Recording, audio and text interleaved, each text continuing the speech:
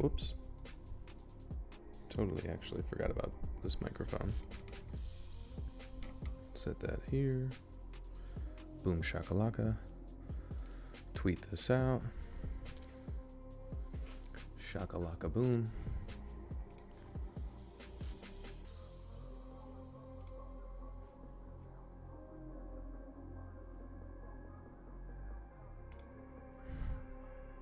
Cool. All right. What's poppin', friendos? Joel is gracious to us. Oh, this is true. I am very gracious for y'all's existence. Hey, listen. Oh my gosh, Grandma with the $7 Canadian out the gate. Right up all in that. Thank you, Grandma. Good to see you. Grammy giving me allowances. Oh yeah, you can say my name, no worries. Joel, Joel, whatever you prefer. Whatever, or Hoel, or Yoel. Man, there's so many variations of that J. You got options. Joel is dad, on God. That's so funny. I used to like, I think I've already said this, but I thought the on God, O-N-G, I just thought it meant, oh my God, but like spelled sillily. Do I know Nightmind? He's trying to stream Vampire Game right now, and earlier in Elvira Game, it wasn't working out too well for him. Ah, shit. Unlucky. Maybe it's his first time streaming, so obviously gotta get the hiccups out. But yeah, Nightmind's videos are fire. He puts a lot of work into them, from what I recall. It's been a long time since I've seen him though. Ackroll alums with the 5 says, "Hey, listen. Hey, Schlischen." And I need all of you to listen to me when I say, how are you doing tonight? What's on your mind? What are you thinking about? What burdens do you carry on your shoulders that now that you're here, you're just gonna let them go? You're gonna let them just absolutely melt off of your spinal cord. No, you know what you're gonna do? You're gonna take the burdens that exist in a little egg, and you're gonna smash that egg on your head and just feel it drip down your hair, if you have any, and down your back, and it'll just be gone. You'll go take a shower and you'll get rid of that egg goop, and it's gone just like that. Hey, Nick with the 10 says, yo, do I have to fight Pradeep to be a mod? Probably. I don't really keep up to date with his nails though, so he'll be slashing throats left and right. Sha sha sha sha sha sha. Actually, I'm kind of excited for him because it's kind of been weird. Like, so I'm downstairs, and I swear to, so like the ceiling is, drywall, right? But I've been hearing like something skitter scatter above me, and it's either in the drywall, which I'd never heard before, and Pradeep's like on fucking edge, after hearing that shit, because he's already like on top of pretty much anything rodent oriented. So I'm kind of excited for him because I think he gets to actually be security for once. Hey, Cat's Alley with the $20. Reno says, hi friend, eat Sour Patch Kids and listen to your heavenly voice. The night is officially complete now. Hell yeah. That sounds amazing. Yeah, I remember they used to sell like big bags of Sour Patch Kids and big bags of Swedish Fish. I was always partial to the Swedes, but Sour Patch Kids are good as fuck. I know a lot of, like the power lifters and stuff, they would always have like Sour Patch Kids on hand. So like eat them between sets or something just to maintain their energy or whatever. Because I mean, it is very energy exerting to like do heavy lifting or whatever. But at the same time, I did it a few times and I almost felt like it like had the opposite effect. It almost like made me feel tired for some reason. Do I like country music? You know, not really. I used to work at a place that would always play country music, or like at least once a week play it. And it was kind of, I don't know. I always made a joke. I'm like, it's written in the scrolls. Let it be known that it is written in the scrolls that every country music playlist will have the same 10 fucking songs played ad nauseum into eternity. So I just got old hearing like the same, and especially a lot of country music nowadays is just like pretty much pop music, but like with a cowboy hat. And I just don't vibe with it the same way that I mean, definitely like bluegrass or, you know, folk music and stuff. Something with a little bit more soul to it. Like it's got to be country with like, you know, some brains. In the same way that I'm not like a huge fan of pop music either. Ever heard of the artist Sickick? I don't know, I feel like you'd like some of his stuff possibly. Yeah, maybe. I never heard of him, but yeah, definitely tag me in a post or something. I'll check it out.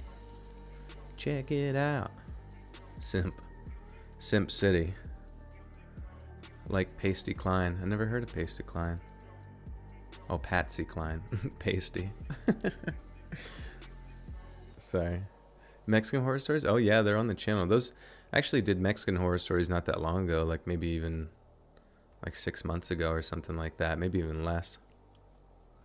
Well, Joel, if you're dad, I need a hoodie ASAP. Do you need my size and color? Or oh, well, it's you can actually get them at shop.spreadshirt.com/letsread, and you can pick any kind you want. Also got some updated merch with me and Pradeep going to be going on there soon, so stay tuned for that. It's going to be sweet. Are we doing push-ups tonight or what? We certainly could. Is daddy home? Some daddy's home push-ups. I didn't know how soon someone would bring that up. We get right into it. It might be good to get it out of the way early. What do they call that? Like one of the stories, I feel like they said it like swallow the frog. Like do your hardest thing early and get it out of the way. All the time I complain about winter and been so excited for spring, and now spring is here and it still feels cold. Midwest is whack for this behavior. Yeah, that's how it is around in Pennsylvania. Is just constantly, it's, you know, there's like transitionary seasons. Like I remember it was like almost warm in like December, and then all of a sudden January hit and it just dropped to like negatives. Yeah, cock push-ups tonight. And then now that we got like a few days of like 70, and now all of a sudden I thought like, oh, we're just gonna skip. Maybe the groundhog was right, you know, no more weeks of winter. But no, alas, we're doing that back and forth bullshit that spring always does, where it stays cold till like literally May, which I guess is fine. I mean, I'm kind of sick of bitching about the weather all the time. I just want, like, you would think like our bodies would just like get used to it and just appreciate it if we just lived there, you know, but doesn't seem to work. David De La Rosa with a 5 says, hi Joel, you're the man. Thank you for making my night. You're welcome. Thank you, David. Always appreciate you. Thank you, and welcome. Is it raining or storming? It was storming. It was a very big storm earlier. I kind of thought we were going to get some northern lights as far south down here as Pennsylvania, but sadly, it was not to be. My friend told me about like a geomagnetic storm, like I think it was called like an M3, or I don't know. It was like basically just like solar radiation coming from the sun that usually interacts with like the poles and creates the northern lights, but like the magnetic, I think, yeah, the magnetosphere or something of the poles. I could be wrong. Hey, Stephanie Shark, welcome to the Buttersock Cult. You now have access to bonus content. Wonder where Fry is. Maybe one of the mods can link to the bonus content. Do we even have any mods here right now? Wonder how many mods you like. Wonder how many mods you need in a stream usually, like proportionately. I'm anemic, so my hands and feet are constantly extra cold. Oh shit, yeah. Need to eat some steak. Get that iron up. The sun spit on us. Yeah, what do they call that? The because it's so crazy. It's like there'll be those sunspots, and they'll have opposite polarities, and then like all the shit from the sun will just like shoot out from one end, area of the polarity of the sun into the other, like opposite polarity. But then every once in a while, like they shoot out and don't have anywhere to go, electrically, I guess, or whatever, and then they smash into each other and shoot shit out of the sun faster than the speed of light towards Earth. And what the fuck are those called? Like something magnetic eruption, or coronal ejection. Yeah, thank you. And then like it can have all sorts of effects on Earth.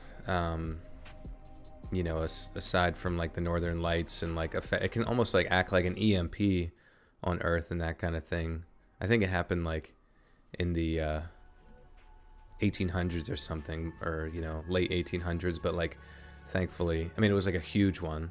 I forget exactly what it did, but it knocked the power out of stuff. But can you imagine, like, it's called just like them solar flares? Yeah, I mean, if you can imagine what would happen to Earth now if we got hit by one of those fucking things. I feel like that's gonna be the next thing, probably, is like just like a worldwide blackout from like sun activity. Maybe not. Maybe we have a way to counteract that with our electronics. I don't know. The sun ejaculation, pretty much. The sun is a horny mistress.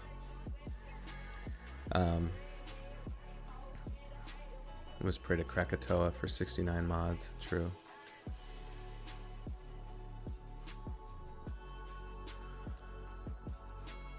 But yeah, apparently those coronal mass ejections can also affect like it can shoot through our atmosphere into like the geomagnetic activity underneath the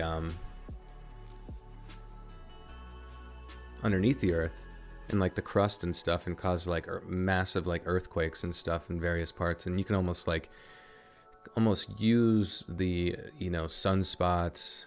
You can imagine, like, mathematically you could predict where there were going to be earthquakes on Earth using the activity of the sun. And I don't know exactly how, but that would be sick. The sun needs to go to horny jail. Yeah, someone go bonk the sun. Hopefully you can get close enough. J6, what's poppin'? And Joel talks smart. Yeah, not quite. I'm getting there. Trying to build up. I'm trying to think of, like, I've been using the whole thesaurus to rewrite an entire book. It's just going to be a bunch of gobbledygook.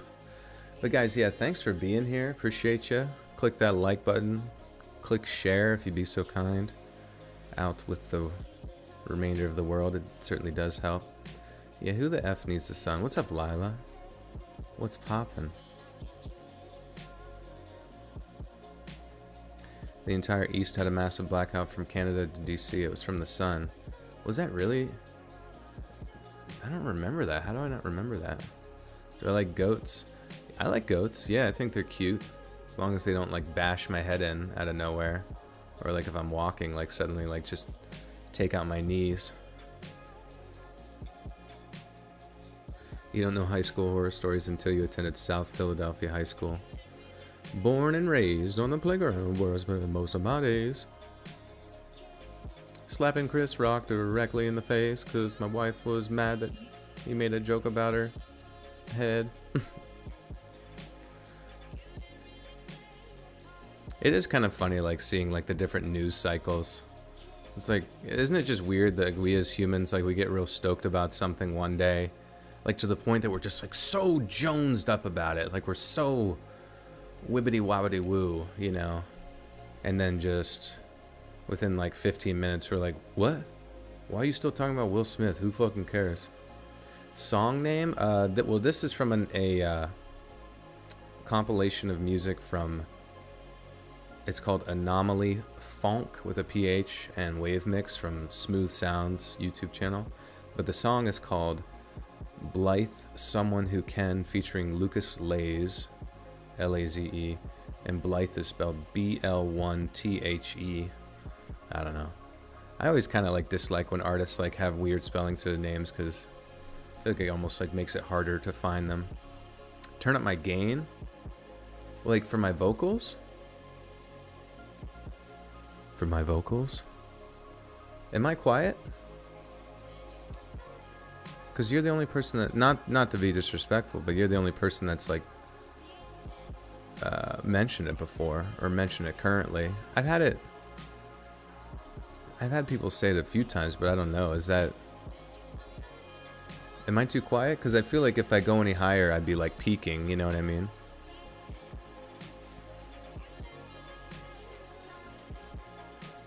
You getting wibbity wobbity woo tattooed on your neck? Let's go. It sounds good? Okay, yeah, because I'm at the same gain I normally am. But maybe it's like something's not like, you know what I mean? Like even on a different like hearing, like whether it's headphones or... You are not quiet, yeah. In fact, you are loud. I don't have any horror stories, which I guess I should be thankful for that. I have lots of embarrassing stories. Right, yeah. That's okay. Those are within the horror genre.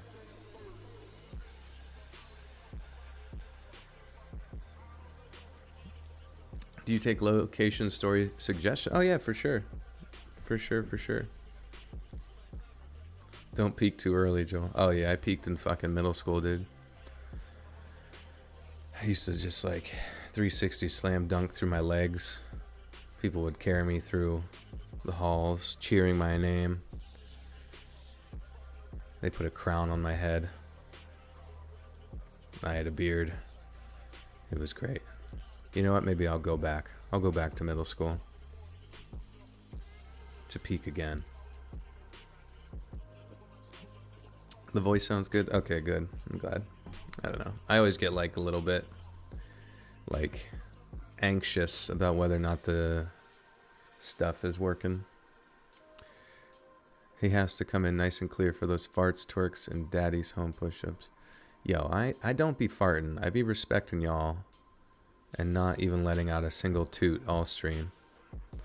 Once when being picked up from school, I went to the wrong car and it took me 4 car doors to realize it was not my ride.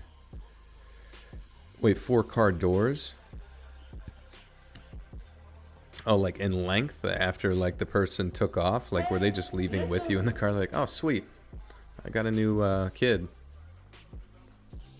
Lisa Braids with the 5. Thank you, Lisa. Where's Pradeep? He's around here somewhere, but hopefully he's up hunting. And hopefully he's successful. The artwork looks like a big frowny ape. That's hilarious. I can't quite see it, but I feel like once I see it, I'm not going to be able to get it out of my head. Did Joel just fart shame Pradeep? No, no, no!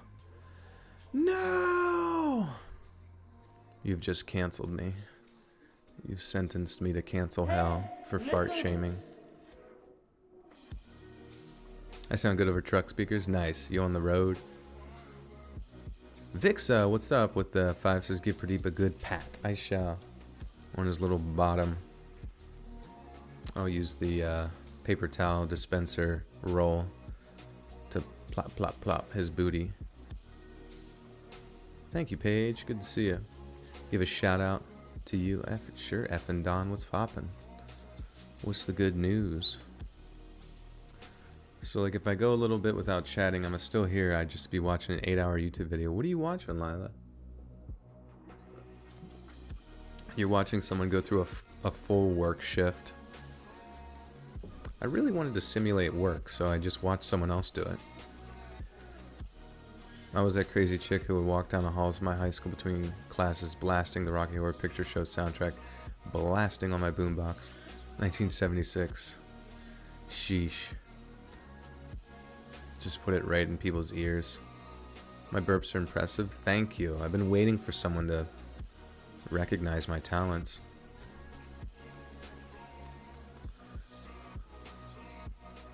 Joel looks like Will Smith, in fact. I do. That was actually me who stormed the stage. I was Will's stunt double. His slap double. Did you see that perfect form, though? Bah! Rotated his hips. Bah! It was beautiful.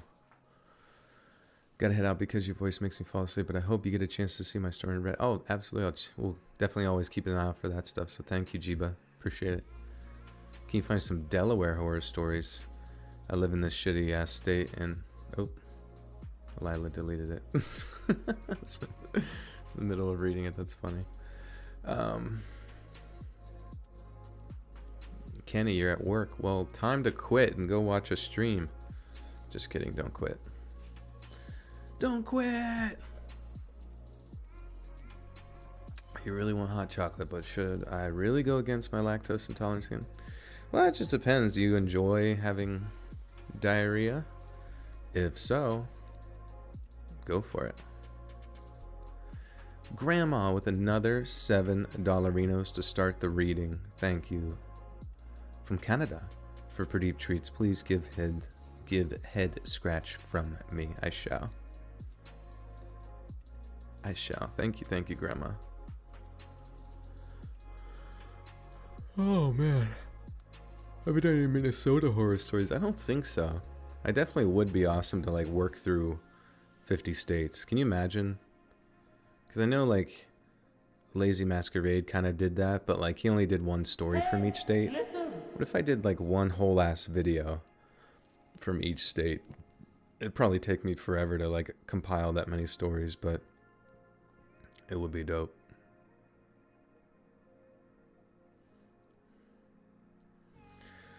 Alright, friends.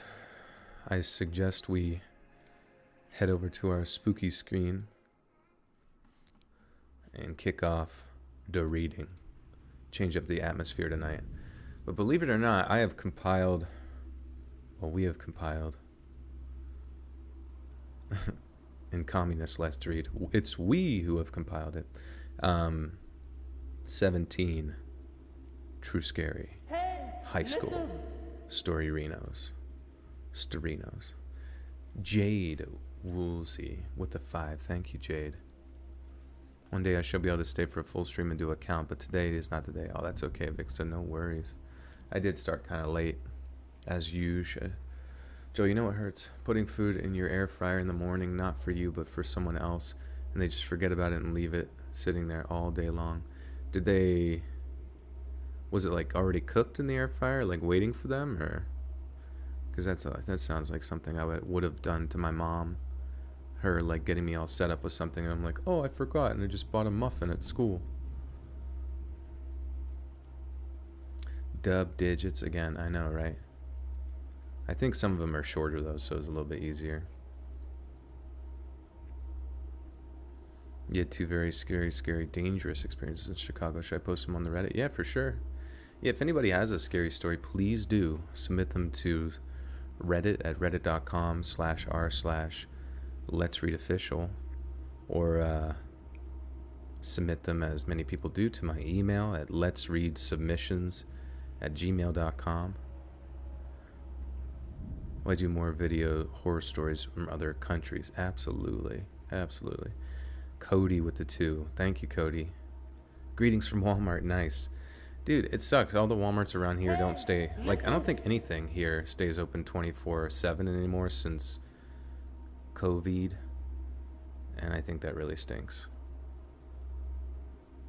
17 stories in one night. Yes, but I think some of them should blast by because some of them are pretty short. Like, maybe like 1 page or 2 pages. But I almost feel like those short ones are actually some of the more interesting ones because they just sort of like get to the point, you know what I mean? Did everyone love tap the like button on the way in? I hope so. Give a little bump with your hip. What, you read true crime stories? I do. Yeah, those are usually, if that's what you're asking, those are included from time to time. D Shore with the 17. Hello, D Shore. How are you? You have another channel, or am I tripping? I feel I remember seeing an ASMR video from you. Yeah, I do. Let's Read ASMR. I only have like 4 videos on there, but hey, That makes them all the more valuable, I suppose.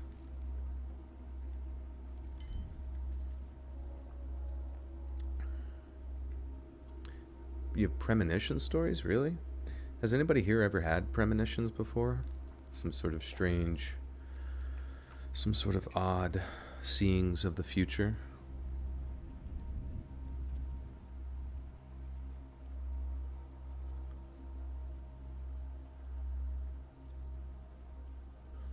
Do I live stream on Reddit? No.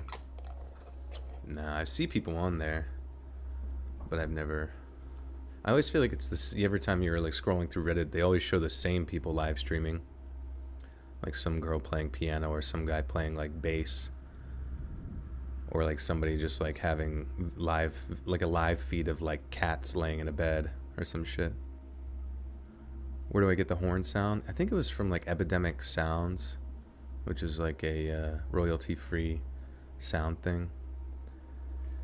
I've had some things happen to me that make me go, but other people I've told about them get really scared. Okay, yeah. Always want to hear about them, though. Do you have a favorite video intro? Well, the original one was made by Axeman Cartoons, the one with the nuclear bomb going off. That one is always cool to me because it's actually like a rotoscoping from a 1950s, like, bomb, like, training situation. And it's so crazy if you watch it, like, you know, they're sitting in a trench in like the 50s or whatever, and then they, you know, drop this like smaller nuclear bomb, and you see the flash because they're not supposed to look directly at it, and then they get up and like and then they're just like casually coming out of the trench to go like walk towards just this huge mushroom cloud. And I don't know, it's just so surreal to watch, like the footage. But anyways, that was one of my first ever intros, like official intros I had forever. And I love that one. And then Umami, who's known for doing interface and some stuff with, you know, Adult Swim and that kind of thing, did an awesome intro where I'm, you know, floating in space and there's some nuclear bombs going off on Earth. So there was kind of a connection there. Maybe even some origin story. I don't know, from my avatar or some shit. But, and then Robin did some really odd. The first one I did with him was like that Illuminati training video one where it's like the triangle like opening up and it like says like let's read. It's like a very retro one for subscriber stories. Love that one. I love his paranormal opening too. I haven't used that one forever obviously, but that one where the Wendigo is walking through the forest, it just almost looks like borderline real, how like good it looks. I love that one.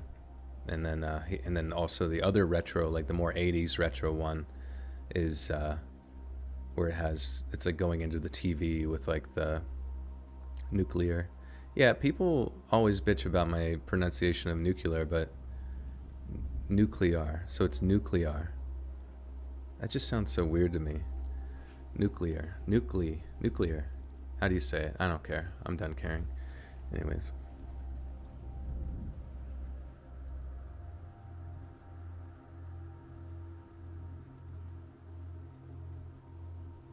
Your dog smells like Fritos. Let's go.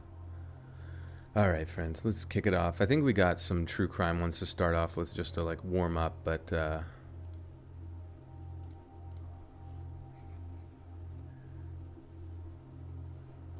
me make sure my nuclear. So it's just nuclear, just 2 syllables. Is that all? Just 2 syllables, not nuclear? Nuclear.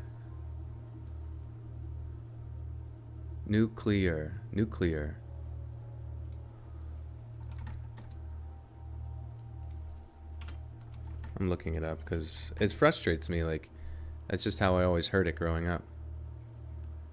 Nuclear. What? I don't know. It sounds like 3 syllables when I hear it on, like, other people say it. Nuclear. It's not nuclear. Just nuclear. Is it literally nuclear?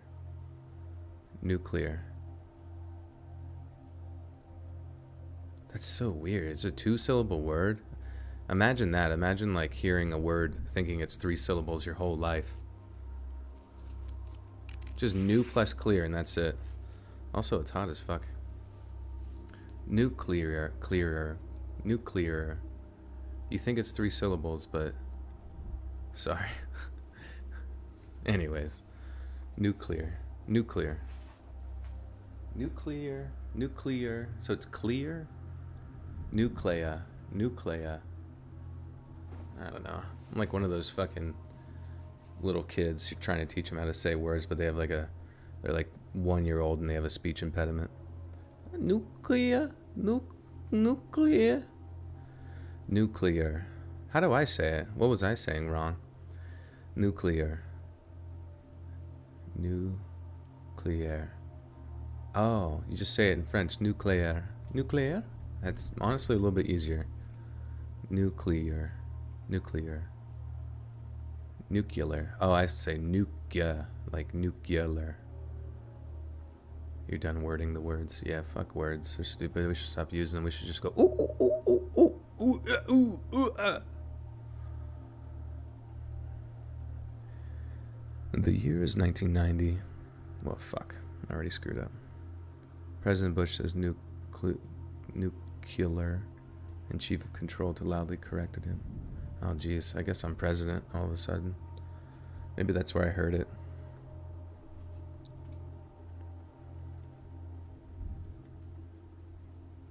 Google says it's 3 syllables. Alright. Nuclear.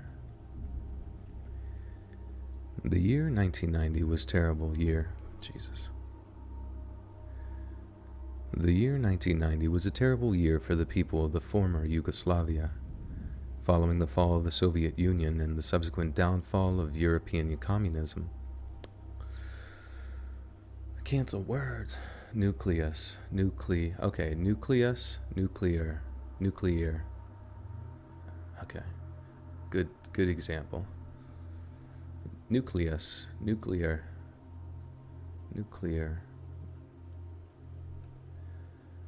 Following the fall of the Soviet Union and the subsequent downfall of European communism, the unity of the multinational Yugoslavs began. What is this? Oh my god. Akrol alums with the 10 says, Screwball peanut butter whiskey is my favorite because of you, but I started working at this warehouse filled with alcohol, butter, pecan, moonshine. It's really good. Oh, that sounds amazing. That sounds delicious. Thank you, Akrol.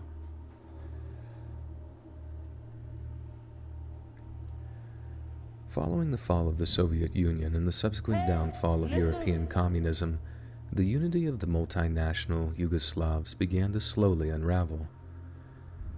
There had always been a degree of animosity between Serbs, Croats, Albanians, and Bosnians, but as ethnic tensions simmered away following various political confrontations, a violent, xenophobic conflagration.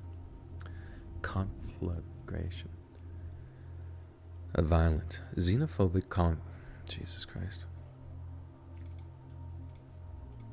Sorry, bros. I can't word words today.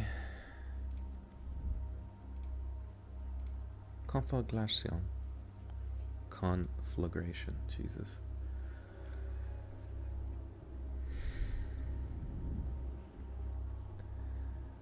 A violent, xenophobic conflagration seemed almost inevitable. One particular event that preceded this inter-ethnic conflict was the segregation of high schools in an area known as Kosovo. Siberia. God damn it. Serbian political leaders believed they needed to protect the integrity of their culture and language, insisting it was superior to the region's ethnic groups.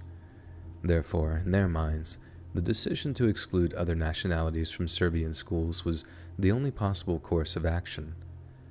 Yet shortly following this decision, a series of bizarre and terrifying events began to occur. Events that continue to remain shrouded in mystery even all these years later.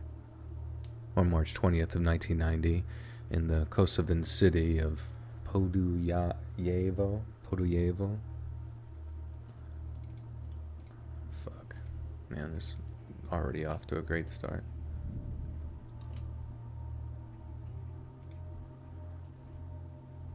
Podujevo. Yeah, let's read or try to read. Oh, Friday night. Yeah, I don't see Fry.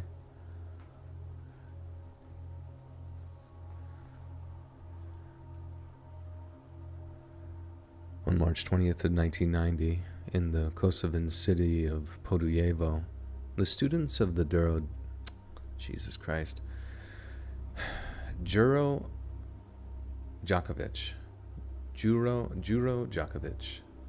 Students of the Juro Djokovic. Sorry. On March 20th of 1990, in the Kosovan city of Podujevo, the students of the Juro Djokovic High School filled in their class to begin their daily lessons. Filed. Jesus. I'm like, what is read? I don't know why. The more official ones just fuck with me. It's like, I don't know. And it's like the first one of the night, so I feel like my brain's just not on right now. On March 20th of 1990, the Kosovan city of Podujevo, On March 20th of 1990, in the Kosovan city of Podujevo, the students of the Juro Djokovic High School filed into their class to begin their daily lessons. The morning was mostly uneventful, but as the day wore on, more and more of the children began to complain that they felt unwell.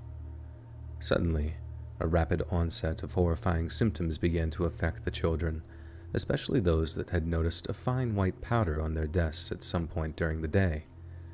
They began to suffer cramps, with some even passing out before frothing at the mouth. When they woke up again, they complained of having vivid and terrible nightmares and were quickly admitted to the hospital. Then as the days went by, school absences increased dramatically as more and more of the Kosovo's schools began to notice identical symptoms among their students. By March 22nd, over 200 students of the Podujevo's various schools had displayed symptoms of the illness, and a deep panic had set in among the residents as more and more of them began to suffer from the mysterious and terrifying illness. That same day, the Faculty of Medicine at the University of Pristina, Kosovo's capital city, convened to address the public with a prepared statement. They announced that they believed the region was in the grip of an epidemic, but refused to give any information until they had properly analyzed blood and urine samples that had been taken from the victims. Yet when the test results of the samples came back, they failed to provide a solid conclusion on what was occurring. According to Pristina University's Faculty of Medicine, the only thing they could rule out was the possibility of some kind of poison being to blame. However, this struck some medical professionals as being very strange indeed.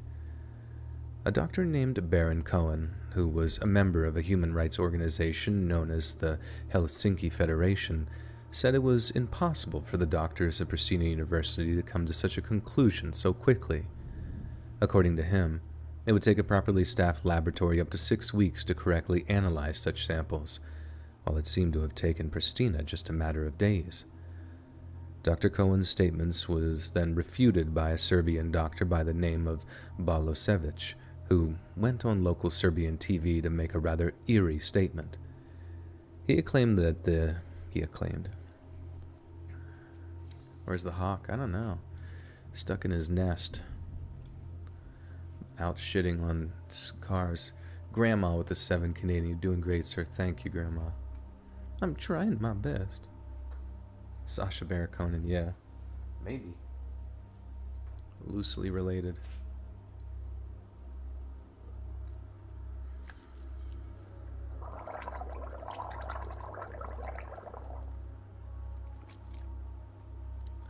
See you, Kenny.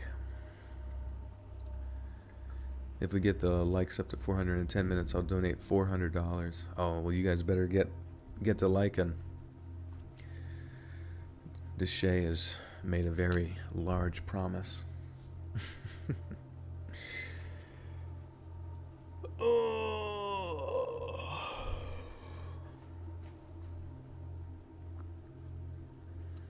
You should do video game voice acting. Thank you, Dutch Vanderlinden. You know, I'm trying. Hopefully we'll get there. One day. He claimed that the events in Kosovo were all about acting for the Kane. What's this? Sorry, 1 second. What is this? Kane Film Festival.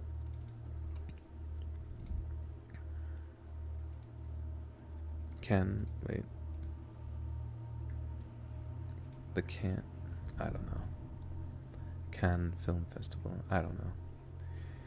He claimed that the events in Kosovo were all about acting for the Cannes Film Festival, and accused the Albanian doctors who had noticed the illness of participating in a children's masquerade.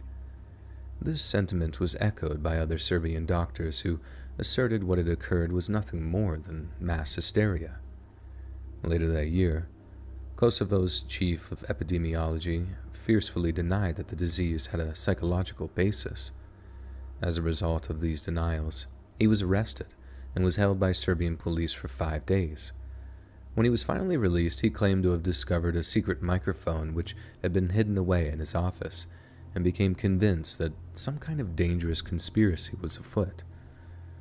2 other doctors, who had similarly asserted that something deliberate and frightening was occurring, received death threats from anonymous members of the public. Another was arrested for echoing their concerns, and was only Jesus Christ. I don't know why my voice is like already squirking.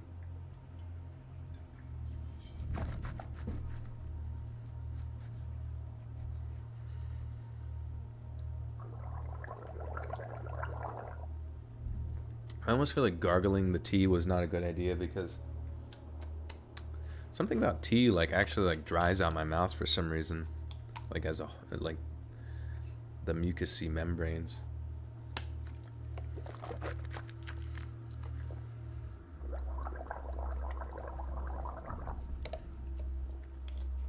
Sorry.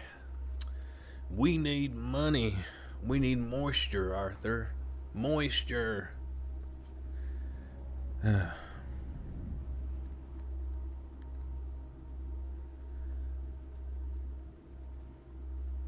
What the fuck?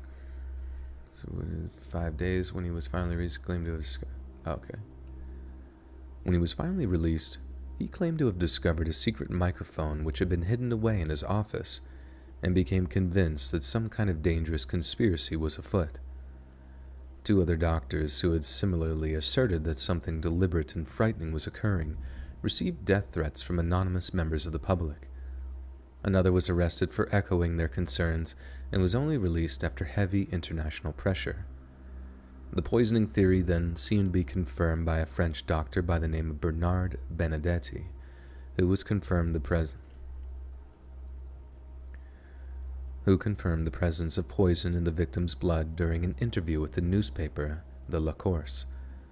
He claimed to have visited the same Serbian-run laboratory which performed the initial tests, secretly obtaining his own set of victims' blood samples in the process.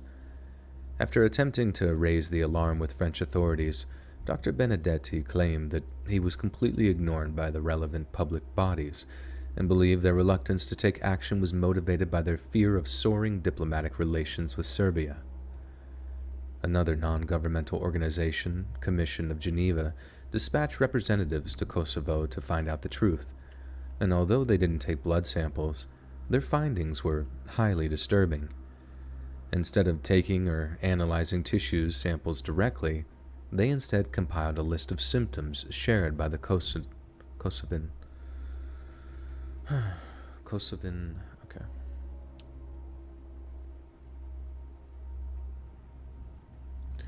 Oh, Google says nuclear can be pronounced 3 different ways.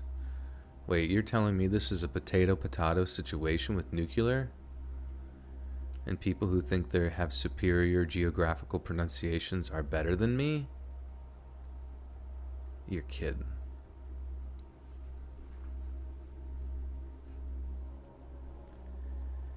Instead of taking or analyzing tissue samples directly, they instead compiled a list of symptoms shared by the Kosovan victims. This is how they discovered that many of the students seemed to smell like vinegar when they arrived at various hospitals. According to them, this was an indication that the poisoning had been caused by some kind of organic phosphate, In other words, nerve gas. This prognosis was reinforced in February of 1992 when a chemical weapons export released a statement to the press. Export. Chemical weapons export. You see, I'm kind of an export.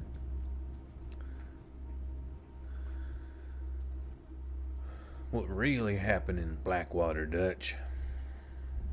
Dutch, you better start talking. Slap the like button hard across the face with a leather glove and challenge it to a duel. This prognosis was reinforced in February of 1992 when a chemical weapons expert released a statement to the press.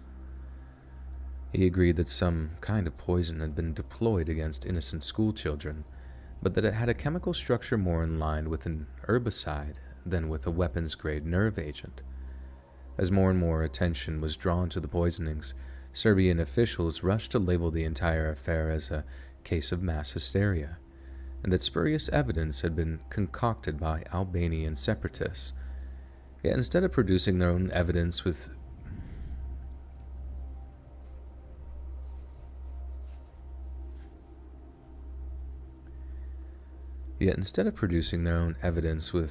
proof. I don't understand this sentence. Yet instead of producing their own evidence with proved anything of the contrary. With proof of anything? Oh, I see. With proof of anything. Okay.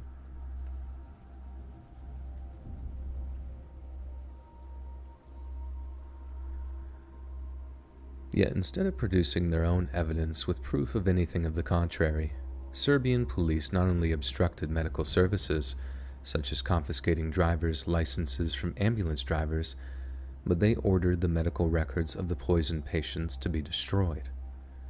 Some patients and physicians were even interrogated and mistreated while in police custody, and despite Albanian doctors appealing to the government to establish an independent and impartial international investigation, the demands were rejected.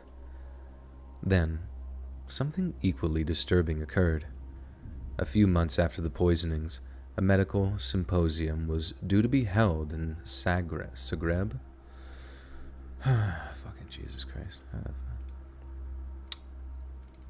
Zagreb.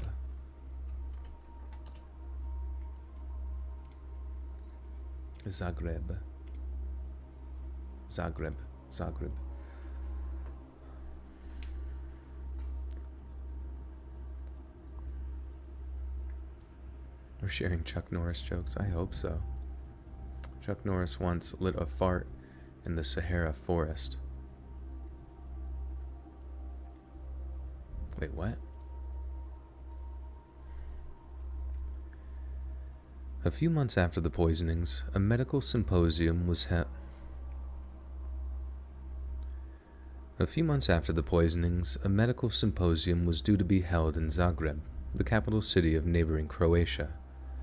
It was here that a famous Croatian biochemist, Dr. Franko Plavšić, was due to present the results of his analyses of the blood and urine which he had taken from patients of the mysterious affliction. Yet just before he was due to arrive at the symposium, Dr. Plavšić, Jesus Christ. What did I say? I have to read that over because I think I fucked up his name.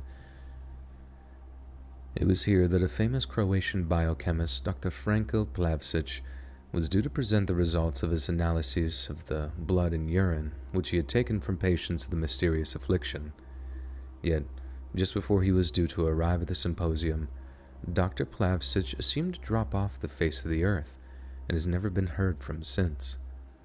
One of his colleagues admitted that Dr. Plavšić had received a number of death threats as a result of his research into the poisonings, and openly stated that he feared the man had been killed. After Dr. Plavšić disappeared, there's disappearance. Chuck Norris secretly, every woman on earth. No, I can't read that one. Chuck pissed muskets, redcoats. What? Chuck Norris jokes bring me back to the early 2010s. Oh. Yeah, I know. Those were the original memes. I guess memes have just existed forever. They're just like whatever jokes going around at that time. But people get bored of them and moved on. But I almost feel like they like lingered a lot longer, you know what I mean?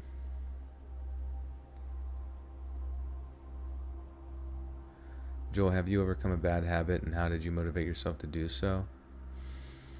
I don't know. I guess just knowing that life will be better after it's gone, or that your mind will be more at ease. But for me, it's like just getting a good sleep schedule. It's hard because I would like to be going to bed like right now, waking up at like 6 or 8 or sometime in between or whatever.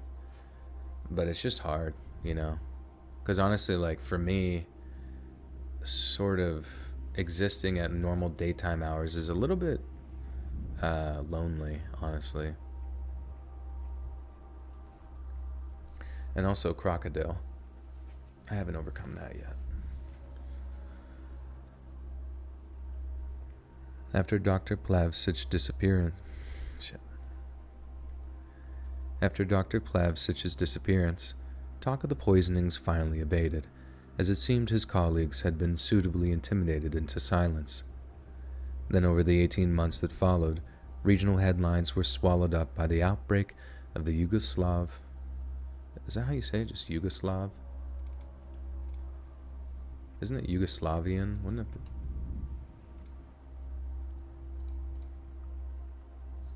be? Yugoslav. Oh, okay.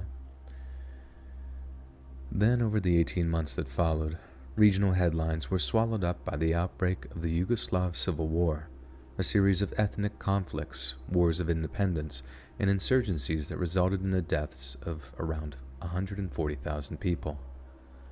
War crimes were rife.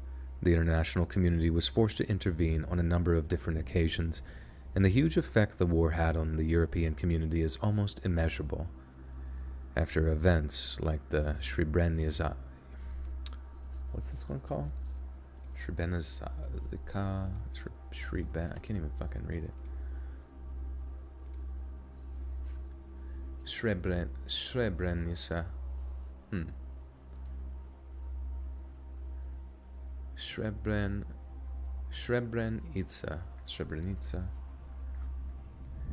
After events like the Srebrenica massacre, people simply moved on from the Kosovan poisonings, and they began a footnote. People simply moved on from the Kosovan poisonings, and they became a footnote in a much larger, much more brutal conflict. Yet I think we can all agree that it's important that we remember some of the first victims of the war, a group of innocent high schoolers who only ever wanted to get an education, but instead of learning about math, science, or the arts, the only lesson they received that day was how cruel and vicious mankind can be.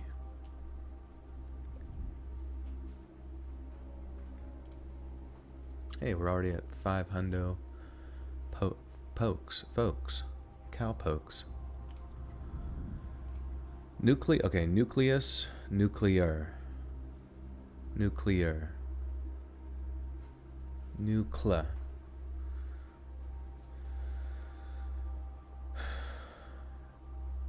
Has any of the stories ever disturbed you so much that you kept thinking about it? Yeah, I mean, they exist a little bit back there, but nothing too bad, honestly. Nucleus. The nucleus. I almost feel like I sometimes would say the nucleus. No, it wouldn't. The nucleus. Nuclear.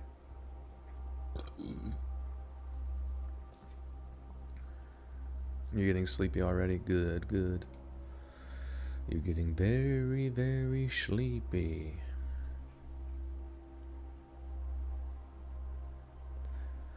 Alright. In Collinwood, Ohio, there's a beautiful old memorial garden where the Lakeview High School had once stood. Constructed in the late 19th century.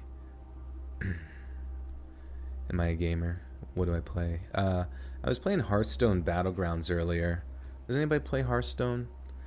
I remember I was playing like the actual game before, and I kind of stopped because you had to like buy cards, and I had no desire to like, you know, pay to win kind of thing. I just thought it was stupid. But But I was playing Battlegrounds because it's a little bit more random, but also a little bit more like fair, you know, like everybody going into it has like stands a chance to win. And yeah, I don't know what it is, but they have like this one ability where this one card within the Murloc group can give every Murloc the ability to use poison, and poison is just like a one-shot kill, no matter what the health tier is of the minion or the, you know, card that you're playing. And then you can make it so like after a while, like every Murloc on your deck gets fucking poison, so you're just basically invincible, and you just take it all the way to the end. And then it was so funny. It's like that, if that's not like OP enough for Blizzard and all their bullshit.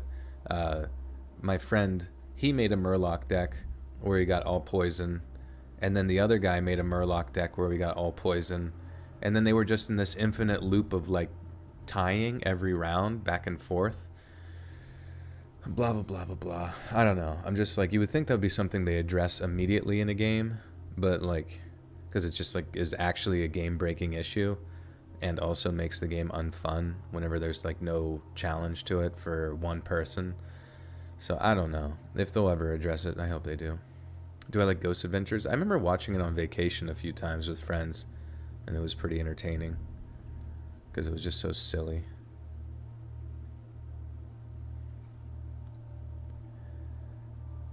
Constructed in the late 19th century, the school hosted hundreds of local teenagers whose daily attendance...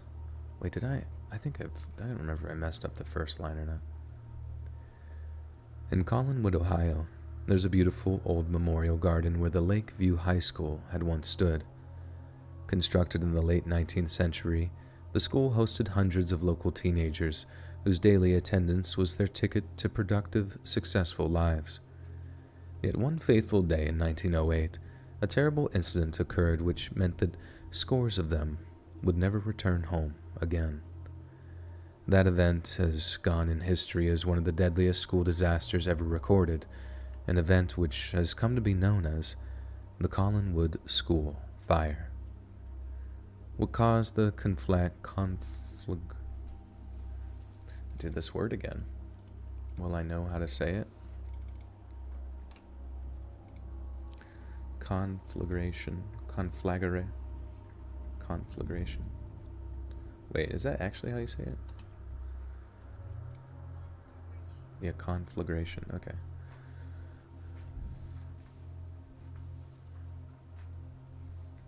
Yeah, Fry isn't here. I don't know. Fry must be taking a nap. What caused the conflagration remains somewhat unclear. Yet in the aftermath, there was a great deal of speculation among local citizens and local media. Some newspapers suggested that the building's janitor, Fritz Herder. Sounds like a made-up name. Some of the newspapers suggested that the building's janitor, Fritz Herder, was to blame for running the boiler too hot.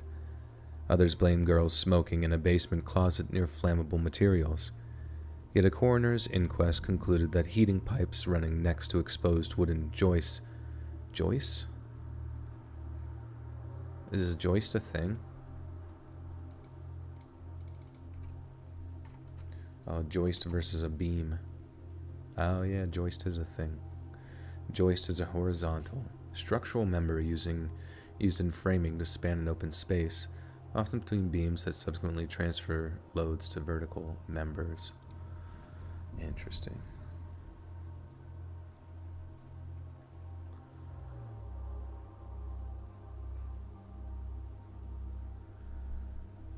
Yet a coroner's inquest concluded that heating pipes running next to exposed wooden joists ignited the building, which meant that no one could be held legally accountable for it.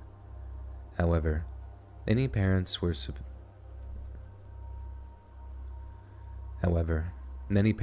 suspicious of how quickly the inquest was carried out, and violently objected to its refusal to hold the school board, the architects, or anyone else responsible.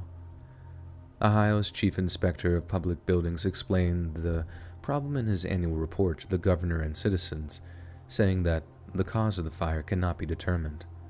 Many believed it originated from the heating systems or boilers, but proof has been offered to the contrary. The only thing we know for certain is that whatever caused the fire, it transformed the Lakeview High School from a place of learning. Dude, why does my voice keep cracking tonight? I don't understand.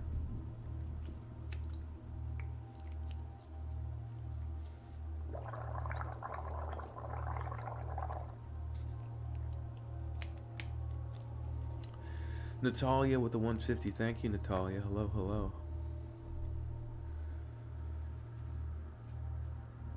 Oh.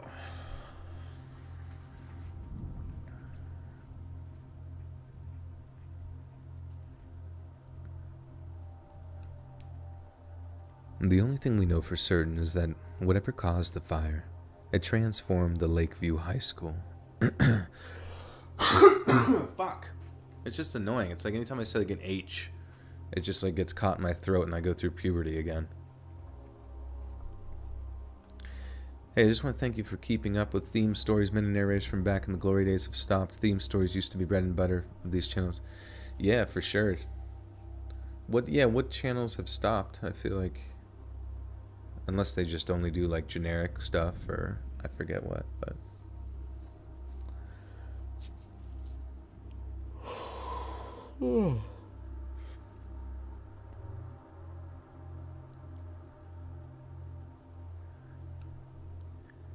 the only thing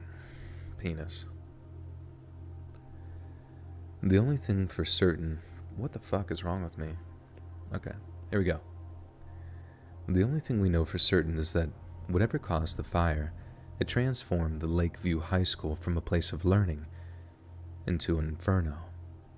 You see, with regards to how it was designed and constructed, the school was nothing short of a deadly fire trap. During the course of the blaze, the school's masonry exterior acted as a kind of chimney, sucking the flames upwards as the wooden interior burned.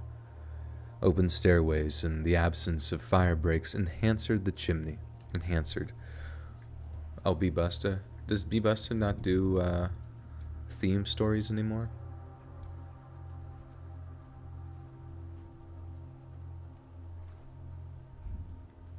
You're dying. Don't die. Open stairways and the absence of fire breaks enhanced the chimney effect, effectively roasting escaping students with white-hot temperatures as they attempted to flee. On top of that, the school had only 2 exits, and it's thought that the fire quickly blocked one of them off, leading to a mass crush near the only functioning means of escape. As children rushed to the rear door of the school, they were greeted by a lobby that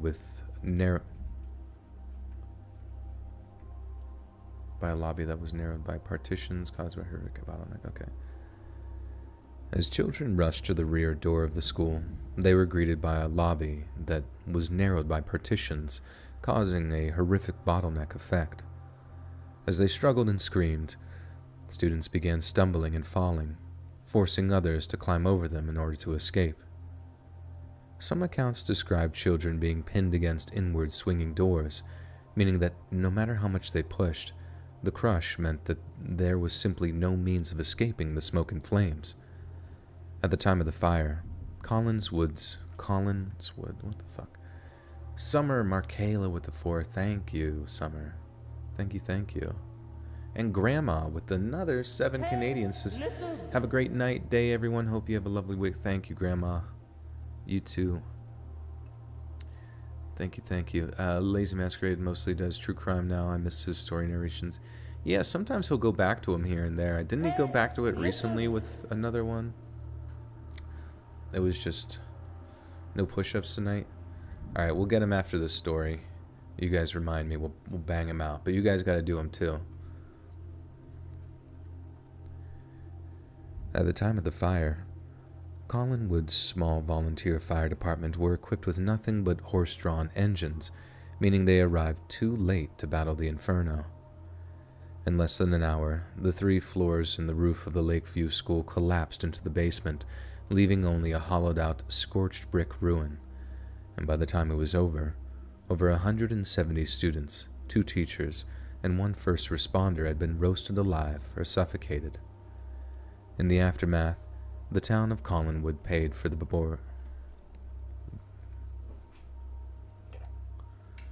Do I think I could do public speaking seminars, or do you think you'd be like, Funk, what's wrong with me?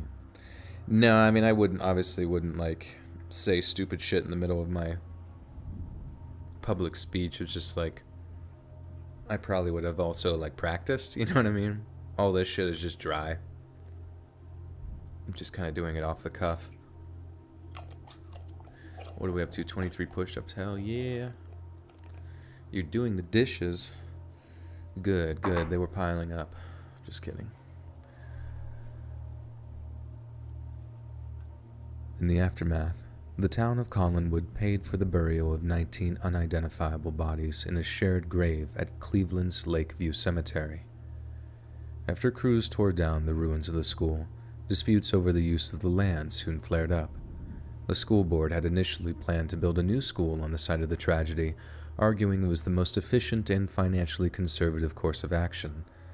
Yet mourning parents were outraged by the proposal, and some also filed lawsuits to prevent this from happening.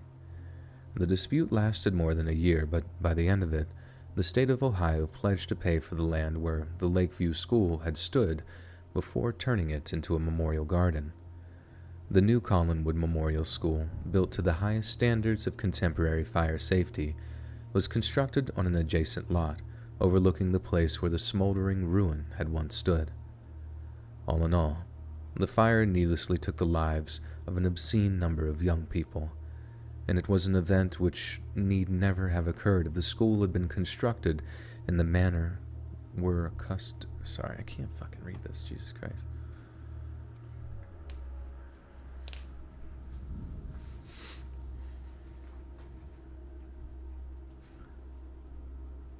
All in all, the fire needlessly took the lives of an obscene number of young people, and it was an event which need never have occurred if the school had been constructed in the manner we're accustomed to today. We can only imagine how utterly terrifying it must have been to be trapped in the school that day, trying with all your might to escape, but knowing your efforts were useless, faced with the hellish visions of flame and smoke. All a person could do was scream, panic, and wait for the world around them to go dark. Why, like, at the end of a fucking story does my voice crack? It's so annoying. So you get that perfect, stupid-ass, like, spooky finish, and then your voice is like, squeak! Do you want to sound like a little boy? How about that?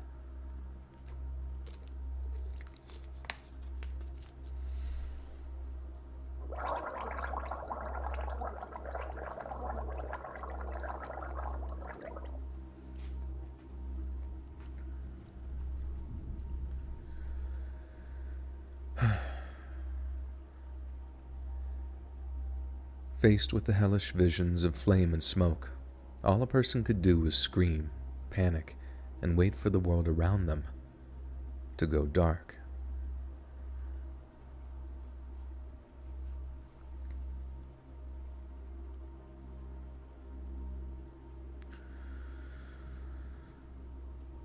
Do you want to build a snowman? Does that really sound like a bong? I feel like it's just like too, doesn't it sound like a gargle? Like, you guys always say bong, but I swear to God, it sounds like the sound of a bong and the sound of a gargle are like two very, very distinctly different noises. Like, even more distinct than nuclear versus nuclear. Nuclear. Nuclear. Nuclear. Nuclear. Nuclear. I'm evolving into a mouse. I am receding backwards, my friends.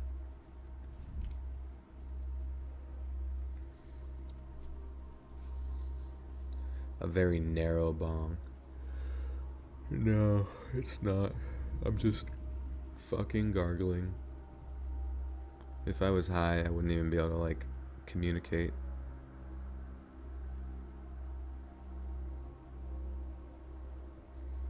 Wait, what are you adding me for? Collinswood, really? Is that where Dark Shadows was supposed to be? You, Barbarous Collins, and the rest? I don't understand what you're saying. Is that a television show or something? I have no idea.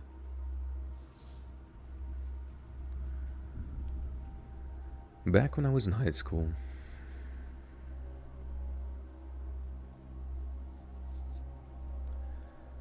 Back when I was in high school, we had this really weird, kind of creepy kid in our grade who was always a real loner. Sometimes you'd catch the kid talking to himself while going through his locker, and not like casually commenting on things to himself like we all do sometimes. I'm talking like just standing there, staring into the darkness of his locker, just mumbling things nonstop to himself. Creepy stuff like that. Anyway, I'm not sure if kids still do it today, but back when I was in high school, we used to dissect frogs in biology class. I remember really not looking forward to it, but I didn't want to fail the class, so I figured I'd just kind of suck it up and get it over with so I wouldn't have to repeat the whole grade and do it again. So we're there, cutting up the frogs, removing the organs, and then making a note of which ones they were. You know, like heart, liver, lungs, the whole shebang. Then out of nowhere, this one girl starts screaming, like this real blood-curdling scream, as they say, and they I see.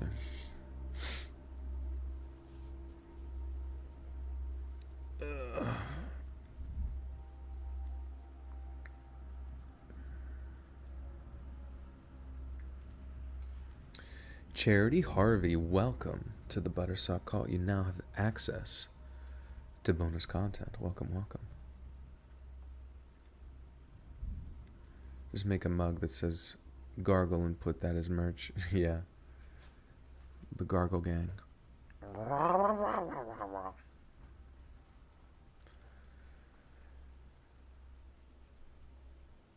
Then out of nowhere, this one girl starts screaming. Like this real blood-curdling scream, as they say, the kind that runs right through you just to hear it. Everyone looks around, and there's the loner kid with blood on his lips. I swear to God, I watched with my own two eyes as the kid reaching down into the open...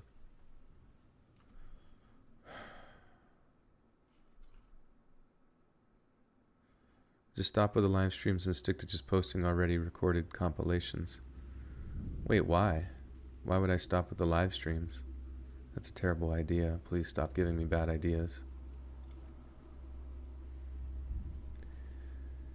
I swear to God, I watched with my own two eyes as the kid reached down into the open chest of his frog, pulled out one of the organs, I'm not sure which one, then put it in his mouth and started to chew. It wasn't even that he was eating the frog's insides. It was the look on his face as he was chewing. I mean, he looked like it was the...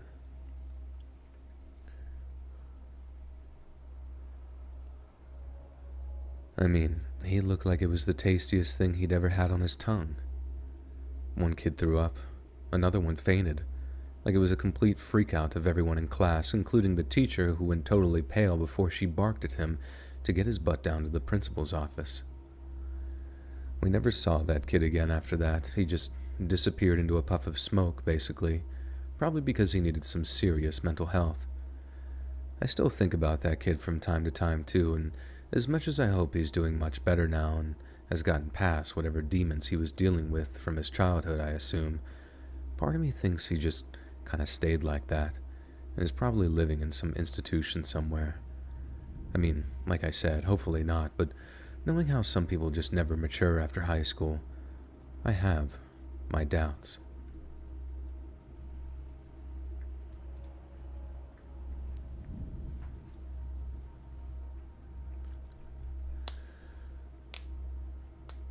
Honey and tea, yeah, I just don't have time to go make. I should probably put like honey in the tea at the beginning. I just never think to. You love they have a hoodie design that says skate fast, eat ass. As soon as I have enough money, that's the one you're getting. Hell yeah.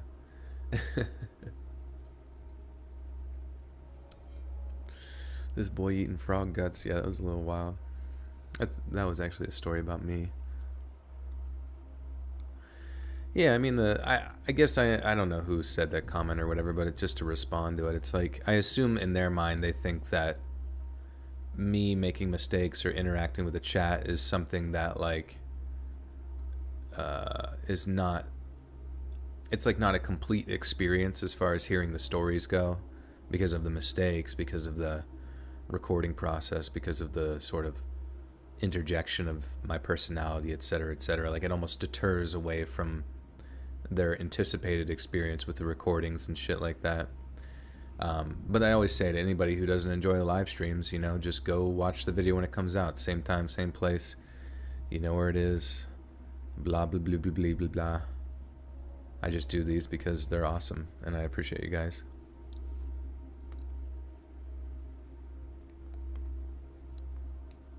After a female octopus lays eggs, she quits eating and wastes away. By the time the eggs hatch, she dies. Really? That sucks. So they only reproduce one time?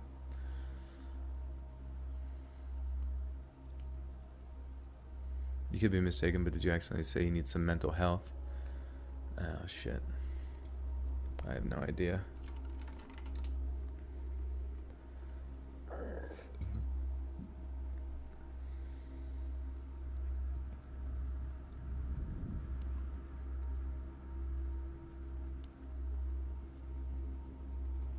Alright, yeah, let me just read it again if that's the case. We never saw that kid again after that. He just disappeared into a puff of smoke, basically. Probably because he needed some serious mental help. I still think about that kid from time to time too, and as much as I hope he's doing much better now and has gotten past whatever demons he was dealing with from his childhood, I assume, part of me thinks he just kind of stayed like that, and is probably a little bit dangerous to the rest of society. I mean, like I said, hopefully not, but knowing how some people just never mature after high school, I have my doubts.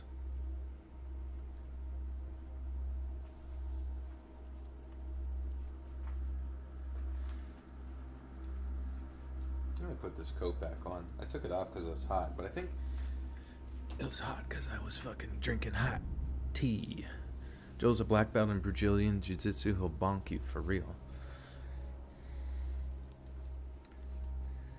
I do remember I did this cool move when I went against one of the black belts in the class. Where, like, I don't know, he went to, like, I don't even know, like, pull me into something, but then I, like, kind of used that momentum to, like, roll through and, like, rolled over it. So, like, it kept my arm from being contorted in, like, an opposing direction, but like that roll sent me in the direction that like allowed the arm to free itself, but then also the momentum of the roll. It was basically like a Dark Souls move, like I was avoiding a boss's hit. Just keep rolling. If you want to get out of anything in life, just keep rolling.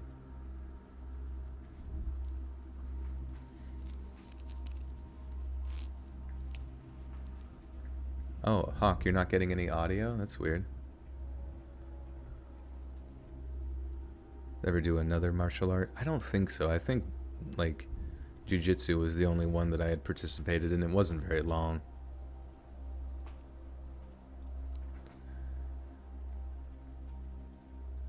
Okay, so a lot of really weird, really messed up stuff happened back in my high school, but this is probably the most messed up thing because of how it could have ended.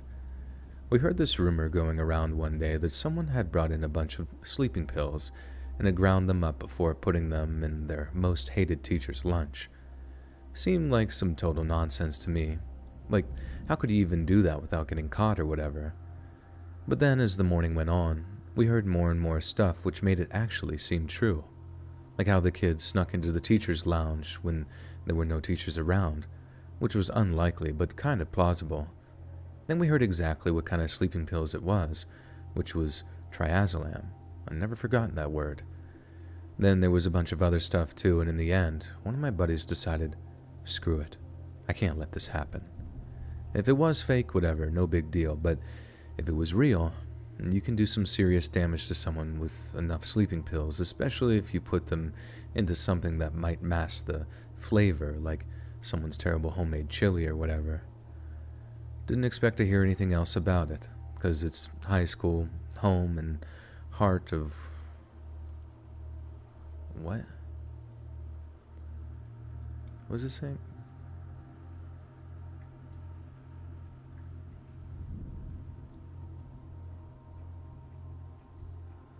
Didn't expect to hear anything else about it because it's high school, home and hearth of where you... Oh, okay. I've never heard of hearth. Unless that was just a spelling error. Didn't expect to hear anything else about it, 'cause it's high school, home of where dumb rumors fly around. But then the cops got involved, and we got a big plea for whoever knew who it was to come forward so they could be arrested and charged with like attempted murder or whatever. Then that's the thing. No one came forward. It was all true. Like they tested the food for the drug and yeah, it was triazolam. And no one either admitted to it or snitched on the other person that did it. So basically, the rest of junior year, we were all walking around, going to classes with an attempted murderer. I saw the rest of the year because... What is it? I saw the rest of the year. What is that trying to say? I saw the rest of the year. I saw the rest of the year because there was this one kid who didn't come back after summer to complete senior year, and a lot of us figured it was them for some reason.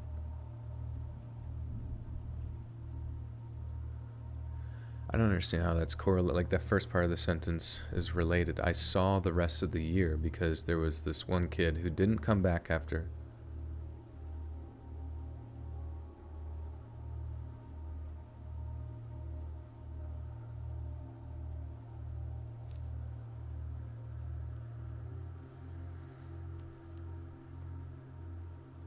I don't know. I don't know what the fuck it's trying to say. I saw the rest of the year because there was this one kid who didn't come back after summer to complete senior year. And a lot of us figured it was for that. It was them for some.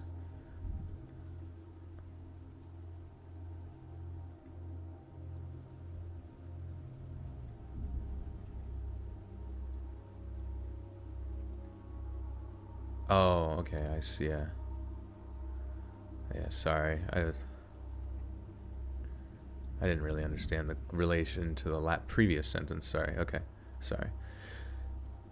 I say the rest of the year because there was this one kid who didn't come back after summer to complete senior year, and a lot of us figured it was them for some reason. It's still pretty scary to me that a dumb rumor turned out to be a legitimate murder plot, and even scarier that I could have been playing field hockey with that same person and just never have known it.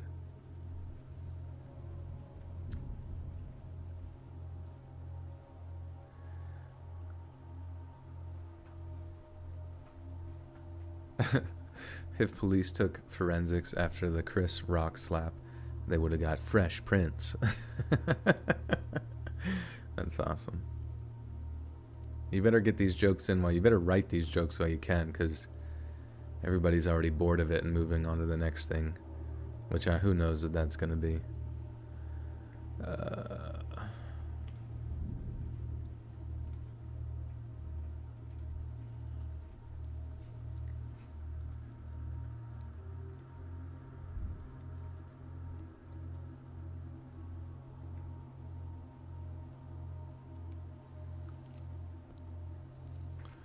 All right.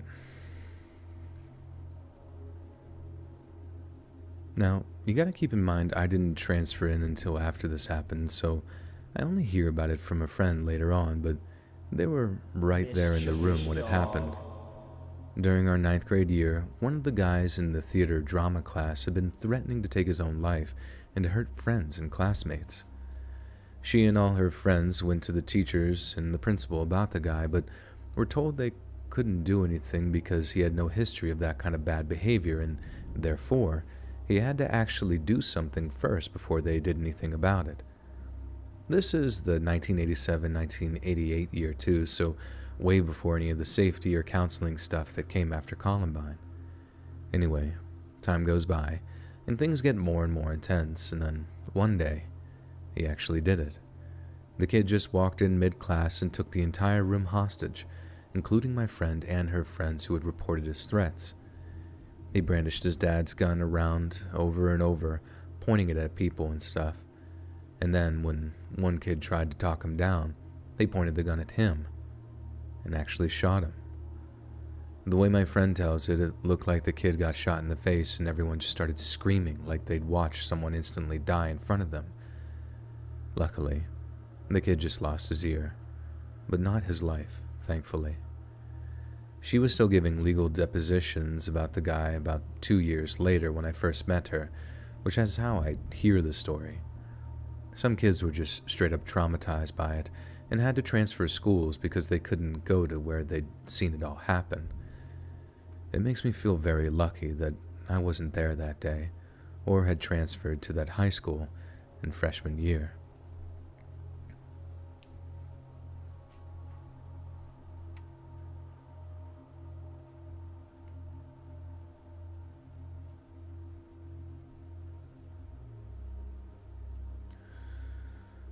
Oh, you don't every time Lilith, you don't have to at me every time you have a message.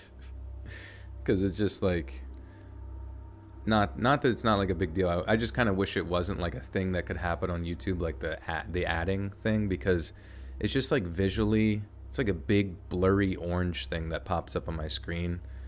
And so it just, every time you type a message, you don't have to at me in it. And not that it's a big deal. It's just like, it just pulls my, like, I'm like a chameleon. It like pulls my one eyeball to the side, and it's just like throws me off.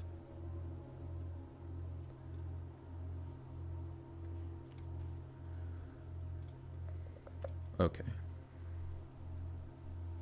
What's high school anyways? Like, what ages are we talking about? High school is like 9th grade to 12th grade. So like, I think in 9th grade I was like 14, and then 12th grade I was like 18, or like at the end of school. I was like a later child, you know what I mean? So I was 18 maybe after I graduated or whatever, but just casually say, don't at me. Quite literally, yeah. And I don't mean it to be disrespectful at all. It's just like, for some reason, like visually, it just like shoots into my eyeballs, and like, not a fan of it. No, it's okay. I'm not mad at all. I just,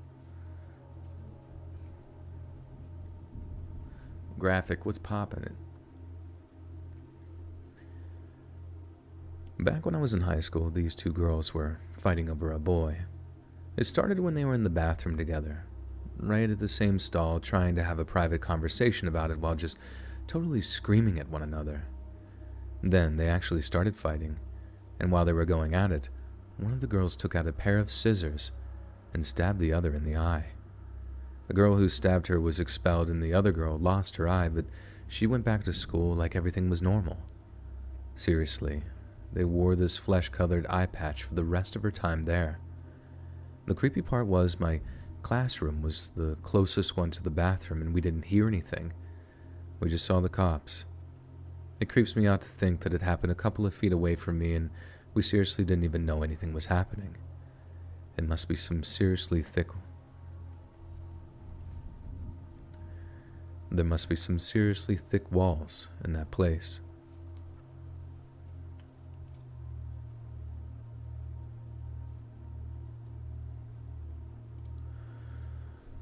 Yeah, these are kind of short, so there's like a decent amount of them, but they're a little bit quick. But God, yeah, getting stabbed in the eye over a boy. Oh, push-ups. Yeah, good reminder. Okay. Daddy's home push-ups. Let's get it. Who's doing them with me? I'm going to take off the headphones for this. Did I have braces? Yeah, I did. I had braces from like freshman year till like senior year. It was fucking terrible. Yeah, I was just like, yeah, literally held hostage having them, but it felt great because everyone's like, your teeth, they're so nice. All right, friends, 23 push-ups. Who's out here with me? Oh, shit. Okay. 1, 2, 3, 4, 5, 6, 7, 8, 9, 10, 11, 12, 13, 14, 15, 16, 17, 18, 19, 20, 21, 22, 23, bitch. Let's fucking go. Give me a little bit of energy.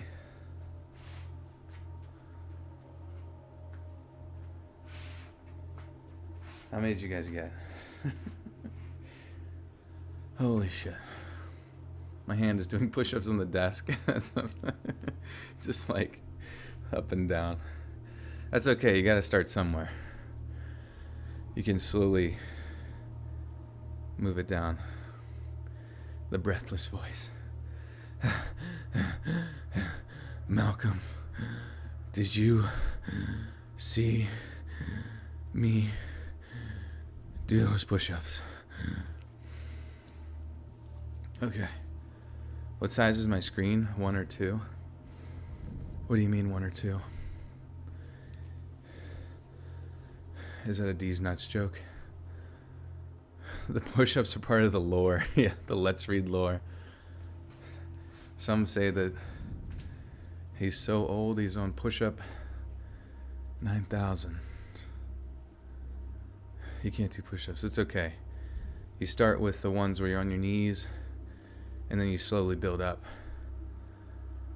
I think there's different progressions and stuff on, obviously online you can do, and just like build up to it. Did tiptoe ups. Hell yeah, work on the calves. Nobody break Joel. Raggy, I just did push-ups. Mr. What is it? Mr. Canary? Oh, mercenary, yes. Sorry. I can't read the X's. It's confusing my brain. The two, are these real stories? As far as I know, yeah. Sent in and compiled. But like I always say, I'm always kind of just experiencing them alongside you guys. Get on your knees. Do some big booty Judy squats. That might actually be nice too. Just some squatty squats. Because just to like range of motion shit, you know what I mean? Okay, that felt good, but I don't really want to do them.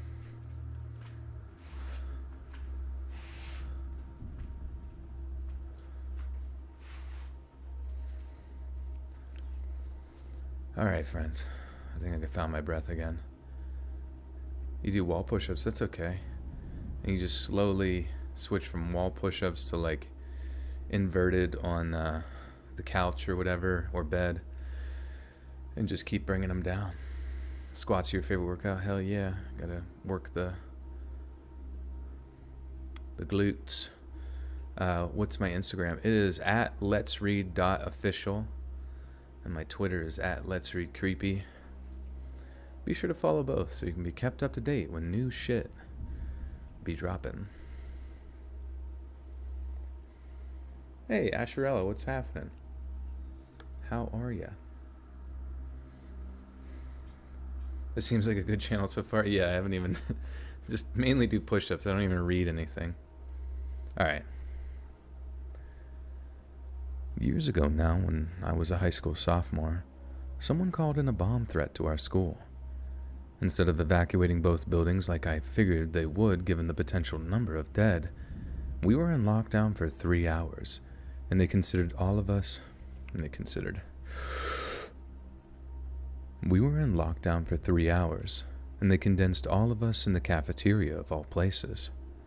We later evacuated to the gym, only about 300 feet away, and were stuck there for hours because our parents couldn't get to us. All of our phones were taken because they didn't want us giving information.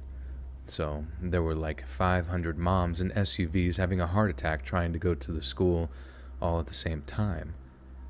We learned later that the same threat had been called in to almost every school in the area. There was a robbery at Bank of America while the cops were preoccupied. We were all obviously thankful that it was just a trick, and it's actually kind of smart now that I think about it. But let me tell you, it wasn't funny or smart at the time. We were all absolutely terrified. Interesting. Yeah, I guess they do that, don't they? I'll rob this bank, so let's cause us a distraction over here. Junior Poppy 5 with the 2 says, love you. Thank you, Poppy. Thank you, thank you.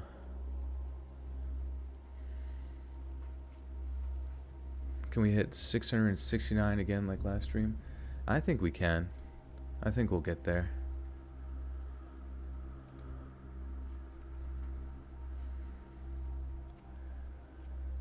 This happened while I was in my freshman year. My high school had this open campus policy for lunch, and one time, a senior girl left to go get lunch from a mall nearby, but never came back. At first, the whole thing was treated as a missing persons case, and as you can probably guess, there were a whole bunch of rumors swirling around concerning what happened to her. People kept insisting that they saw her different places, that she'd run off with her boyfriend, that she was pregnant and her parents were ashamed so they were hiding away. All things. All this crazy stuff, so I didn't know what to believe. We also had all these sick prank calls with kids calling the girl's house pretending to be her. So many that we had a school assembly where the principal and police officers reiterated the seriousness of the situation and basically begged us not to torture her family, who were understandably worried sick. Cut to like months and months later, and these kids found her body rolled up in a carpet under leaves in a relatively well-known hangout spot that high schoolers used to hit up. Because of the location, the Suffolk County PD suspected her killer was actually one of us students, and because of that, they ended up questioning a whole bunch of us who knew her, but they didn't actually arrest anyone. It was probably one of the most messed up parts is... Probably one of the most messed up parts is how I hear younger folks from the same town as me talking about it as if it were some sort of urban legend or whatever. But it's literally in the news for them to read about it, if they just wanted to Google it. Yikers. Mr. Meeseeks. I really like your voice. You have such enthusiasm when narrating, like it's happening to you. I like that in a narrator, so really good first impression. Oh, thank you, Jason. Appreciate it. I'd be trying my best. Rolled up with the girl was rolled up. Okay, cool. And then we're cruising. I think we're about halfway through, honestly. BTS Army, what's crappin' in? How is the world of K-pop? I kind of want to drink. I have some Diet Dr. Pepper Zero here that I want to drink, but I know it's going to give me the burpees. Joel, were you ever scared of urban legends like Bloody Mary as a kid? That stuff terrified me. Oh yeah. Every fucking thing ever I was scared of. I was scared of sharks in the pool. Scared of Bloody Mary in the mirrors. Because I had older brothers. They were nice to me, but they also loved to torture me. Like, I think I was just ultra sensitive though, you know. So like, literally I was like, I would hang on every word they ever said. Anything they said, I was just like, that's fucking truth. And I believe them implicitly, even though they just got done like, I don't know, giving me a noogie or something like that. I'm still on board with whatever truth they desire to impart upon my little impressionable brain.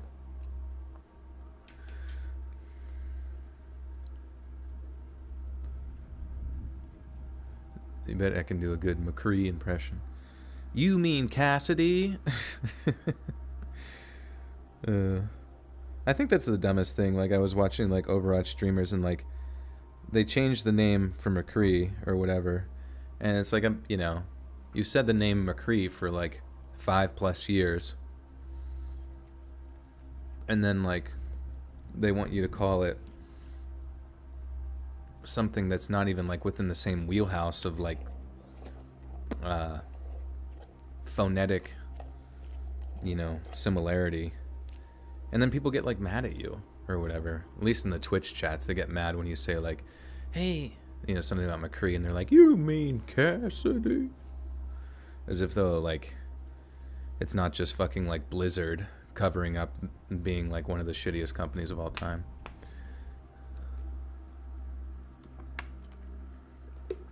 I think you mean Cassidy.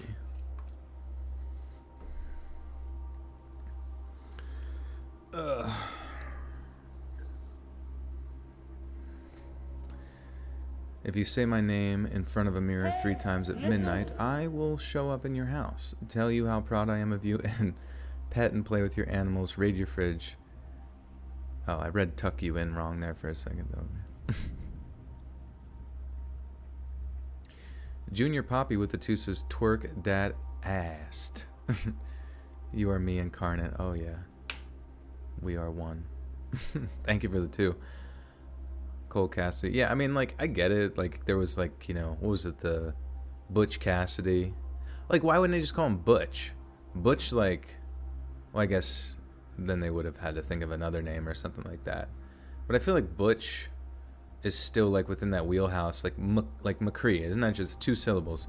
Cassidy. It's, like, 3 syllables, and it's, like, kind of just out of that, like I said, like, phonetic wheelhouse of calling out somebody, you know. And that's why they say Cass. Like, when people call something out, they'll say Cass. But at the same time, why do they care? You know what I mean? Like, if you're calling a fictional, you know, video game character the same thing, and then randomly the company does something terrible, and then all of a sudden it's your responsibility as the consumer to, like, you know, cover up their history or something with some, like, made up name, you know, it just makes 0 sense within the context, you know what I'm saying? Like, no. And then also the fact that the user base, like, gets mad at each other for it. It's just, it's like a really weird, like, mind fuck. Like, I don't understand what the hell they're talking about. Brian P with the 5 says, been listening regularly since around 100k subs. Love seeing the growth, thoroughly enjoy the relaxing spookies. Thank you, Brian. That's a long time. Brian, do you remember when I became 100k subs and well, actually, I guess, was it before 100k subs or, you know, after? Because I did that, like, Dr. Seuss sort of, like, scary animation with, like, Yeah Man cartoons. And, no, wait, was it Yeah Man? Yeah, Yeah Man cartoons. It didn't go, it didn't, like, get as much attention as I like it, you know, would have liked it to, but, you know. Would you confront someone coming to your house? I would definitely confront someone coming to my house. I've got my bat ready. I got my, like, Home Alone traps, like, set. I've got, you know, my, you know, registered firearms, as everyone who legally can do so should. You know, these are all hypothetical situations in a self-defense scenario. But yeah, I'm not fucking around with someone coming to my house. And I've always been kind of like, you know, especially getting, like, weird stalker emails and shit and messages. Like, the more you like start to get more popular within, like, the entertainment realm, I feel like the higher chance you have of something of that nature. Dude, remember when people stole, like, Lady Gaga's dogs? Like, obviously that's not the worst thing ever in the world in the sense of, like, she didn't get hurt, but, like, dude, that's like stealing someone's fucking kids. You know what I mean? How many more stories left? We're on story 9 of 17, but they're kind of like quicker ones, but it still should be approximate, I think. Mina with a 5 says, thank you for cleaning for the clean company. You're welcome, Mina. Thank you for cleaning. It was getting very messy. Just kidding. Self-defense is immensely important. Does your bat have a butter sock on it? It does, actually. I read online, you put a sock on it, or maybe one of you guys said that, you put a sock on it, and then if someone, you know, whoever was attacking you and you're defending yourself, I want to specify that, when they go to grab it and pull it away from you, they grab the sock, and then the sock slides off, and then you can continue defending yourself while also trying to get away and call the police, obviously. Never had any stalker things, but a relative would keep using photos of me and pretending that they were me, which was super uncomfortable for me and annoying. Yeah, that sounds really weird. Very, very weird. Ever been in a fight? Yeah, just when I was younger, and, like, whenever I worked in bars and stuff, there were times where things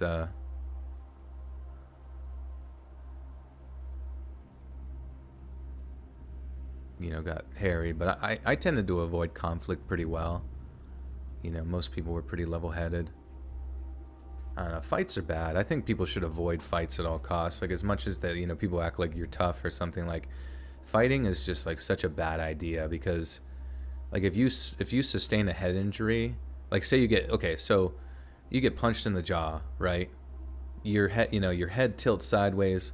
What happens is it's kind of like if you're not wearing a seatbelt in your car, your brain, you know, bashes against the side of your skull and you become concussed, which knocks you unconscious.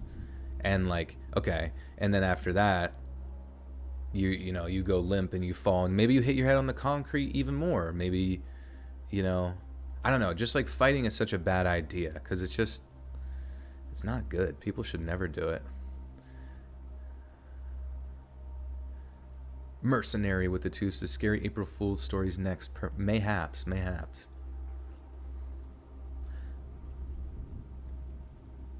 Can you play that little song thingy? Which little song thingy?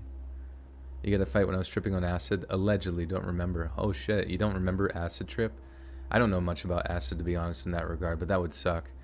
And honestly, like, I watched some video my friend sent me yesterday where it's just like some dude, he had like a fire hydrant in his hand and he was just walking through the mall naked. You know what I mean? And like he's very clearly on something. And then just some other dude out of nowhere, I don't know if they had some previous altercation earlier, but he just took like a metal sign that was like sitting like either showing where a store was or something and just like bashed it over this guy's head and then like ran out of the store. And like the dude, you know, this guy that was high and naked would just like fell over, like got up and looked at him and then picked up the sign and then started to walk towards him to like take him out. And I'm like, holy shit, dude. Drugs are terrifying.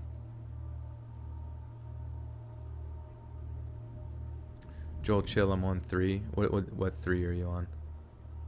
You'd love a night of vampire stories. That would be interesting. Do you guys know any IRL vampires?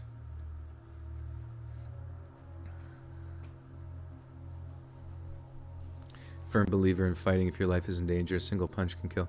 Yeah, for sure. And I think people should take self-defense courses or like, you know, arm themselves to the legal, you know, means, because it's just like there's really no point in leaving yourself vulnerable in life. You know what I mean? Like, especially with an illegal situation. It's just like, oh shit, dude. Dude, I can hear the fucking little rodent thing above me. Oh my god. It's like directly above me. How the fuck did he even get in there? Dude, do you guys know, like, if there's a rodent, like, in your... This is like that... The rats in the walls. Thankfully, I've got Pradeep to help me. But I don't know if he can get in there. But, dude, okay, so there's, like, I'm underneath in the bottom floor area, and then the upper floor, like, there's a little drywall. I assume, like, maybe a foot distance between. I think there's, like, a foot distance between. But I can hear the freaking... What if the rodent thing is like a raccoon? Maybe. I don't fucking know.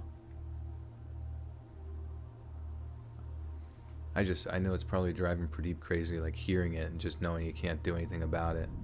Because whenever Pradeep was hunting mice before, the previous mice that he hunted were like underneath the stove.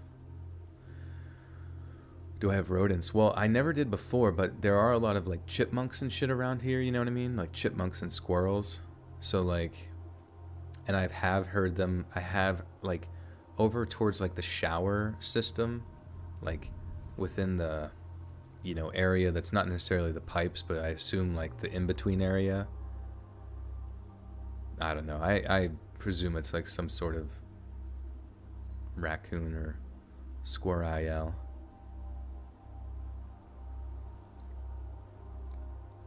I hope it's a capybara. Me too. I hear they're pretty nice.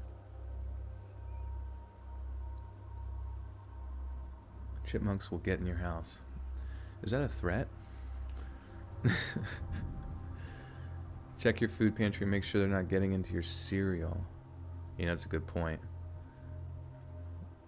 Thankfully, I don't eat food. Joel, we need Pradeep pics. I have a house panther last year. He's my baby black one. Cats are so rad. They are pretty awesome. They're usually chill, I feel like. But maybe that's just because I've always had Pradeep and he's always been the best boy ever. Yes, but I will definitely take a updated picture of him soon. He's pretty good at posing for pictures. Like, he like knows when I'm looking at, when I'm like taking a picture, and he'll like hold the pose and be like, meow. It's a threat from the chipmunks. Yeah, you've been sent on behest of the chipmunk army. Attention. We will find a way in, and we will store our nuts inside of your house. Okay. Back when I was still in high school, us seniors had to do a senior project. It could be pretty much... It could be pretty much anything we wanted it to be. All we had to do was plan it out and follow through, then show our teacher how we'd planned it, executed it, the difficulties we'd faced, and what we'd learned from it as a result. Or maybe executed is a very poor choice of word for me to use, and you'll see why in a minute. So, there's this one kid, real popular and well-liked, and part of his project was using the classroom intercom thing to make an end-of-day announcement that the next morning... Oh, I see. Sorry, it was such a weird sentence. Like, did a comma. It said the end-of-day announcement that the next morning, comma, he'd be in the student parking lot for most of his project, and he needed as many other people there as possible. Okay. Heather, Nadu, welcome to the Buttersock Cult. You now have access to bonus content. Thank you. Getting a lot of green names tonight. Welcome, everybody.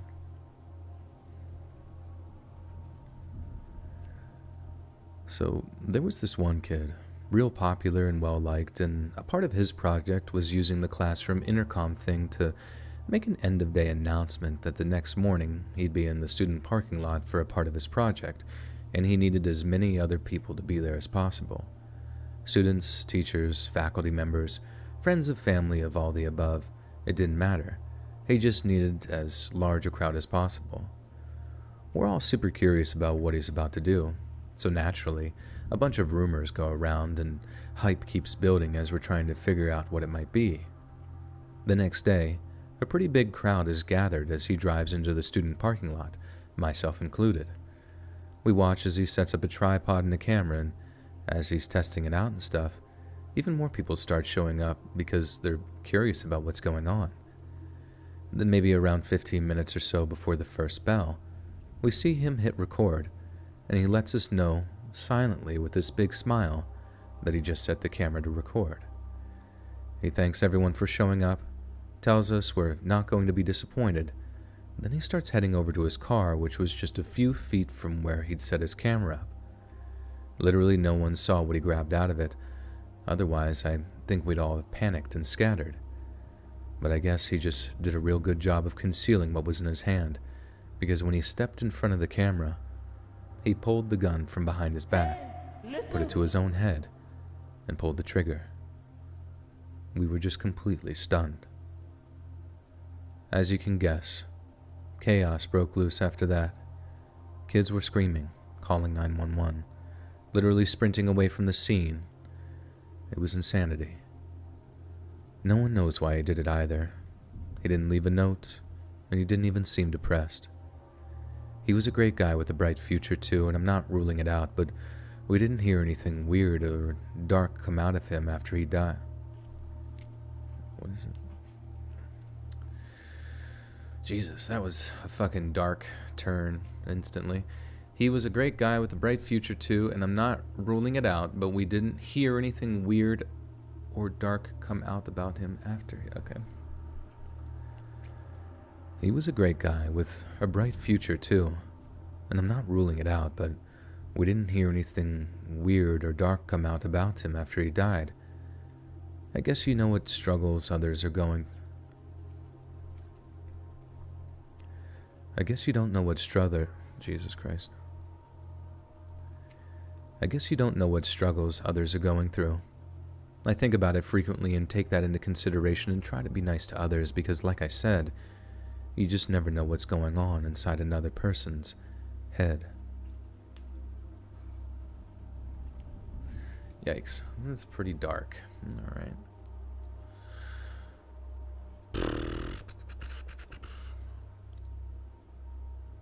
See me do a video on weird, crazy ways people have died. This stuff is interesting.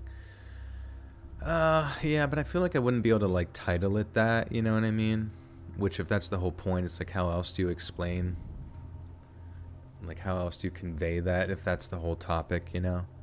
I feel like that would instantly draw, like, red flags from YouTube's, like, you know, system.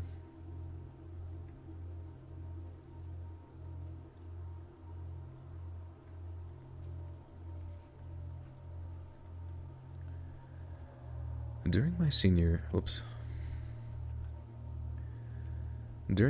year of high school, I went off on spring break with my family, and we went out of state to Orlando for the week.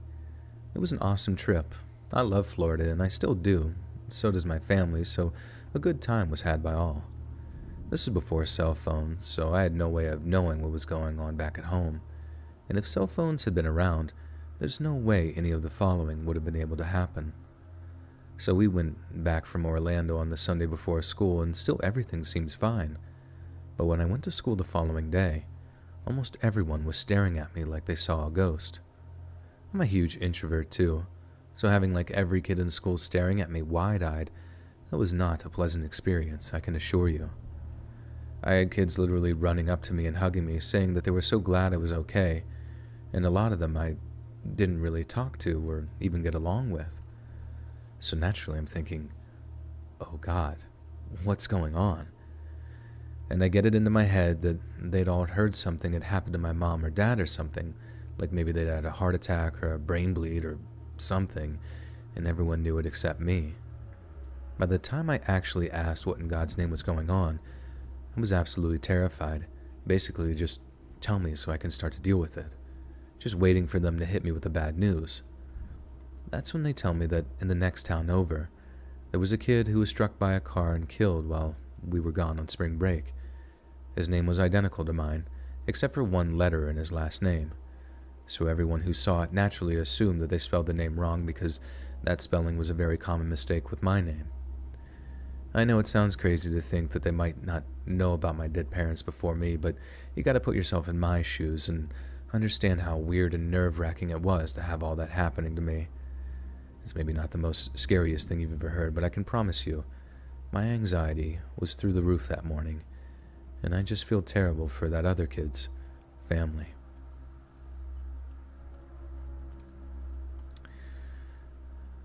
We're just gonna keep cranking out the sad stories here.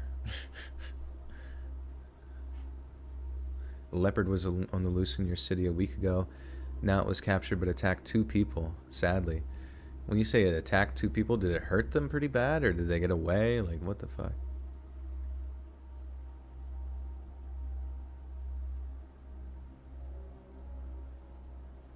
How much longer am I streaming? Well, about 2 hours in. I'd say, like, at least another 45 minutes or so. Maybe an hour.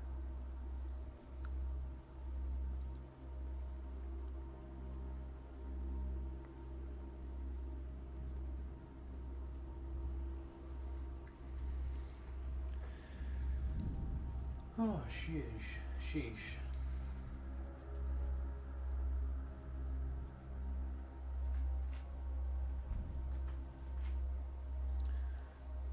Definitely some dark stories in it, yeah.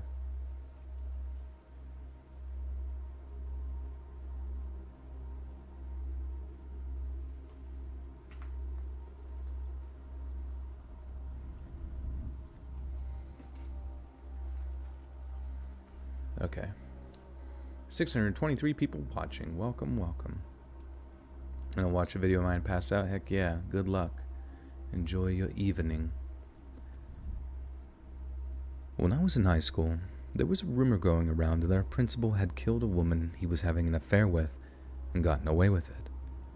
I remember going home and telling my mom and older sister about it, and obviously they were pretty outraged by the whole thing, so they started doing some major research on the guy, and it turned out to be a false alarm. The whole affair thing was true, hence why he was a suspect, but it turned out he'd been investigated for it a whole bunch and then been acquitted based on 2 things. 1, there were other suspects, as she'd been sleeping around with a few different married men, and 2, there was a total lack of evidence.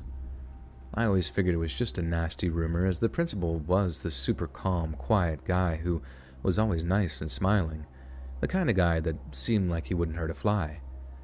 Years later, after I graduated, there was big news headlines that the guy had been rearrested based on DNA evidence, as that was a relatively new thing at that time.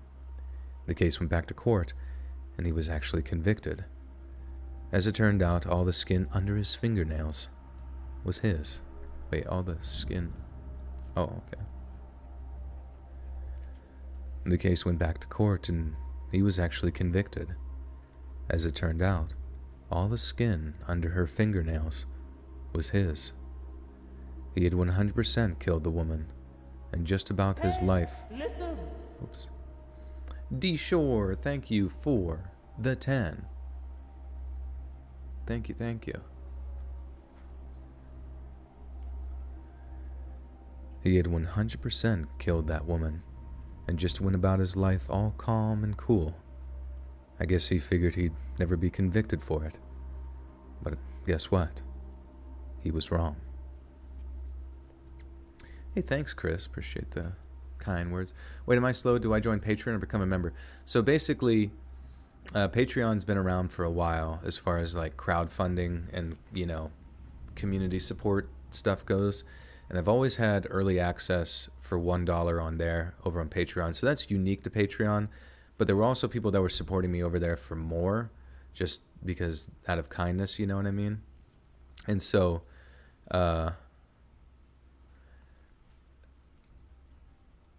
yeah, like basically,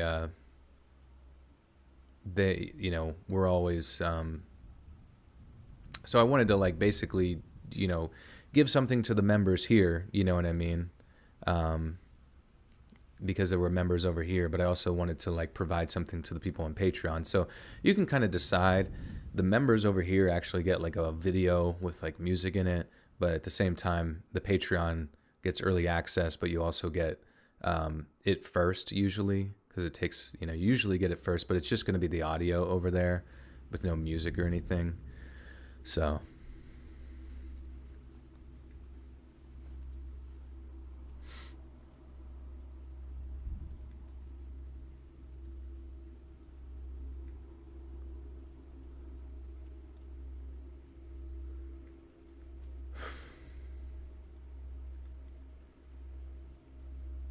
go love that like button, baby. You guys like Indian food? I do like Indian food. It's good stuff. Mainly just because I'll go to like an Indian buffet and it just mishmash everything together and it just tastes amazing every time.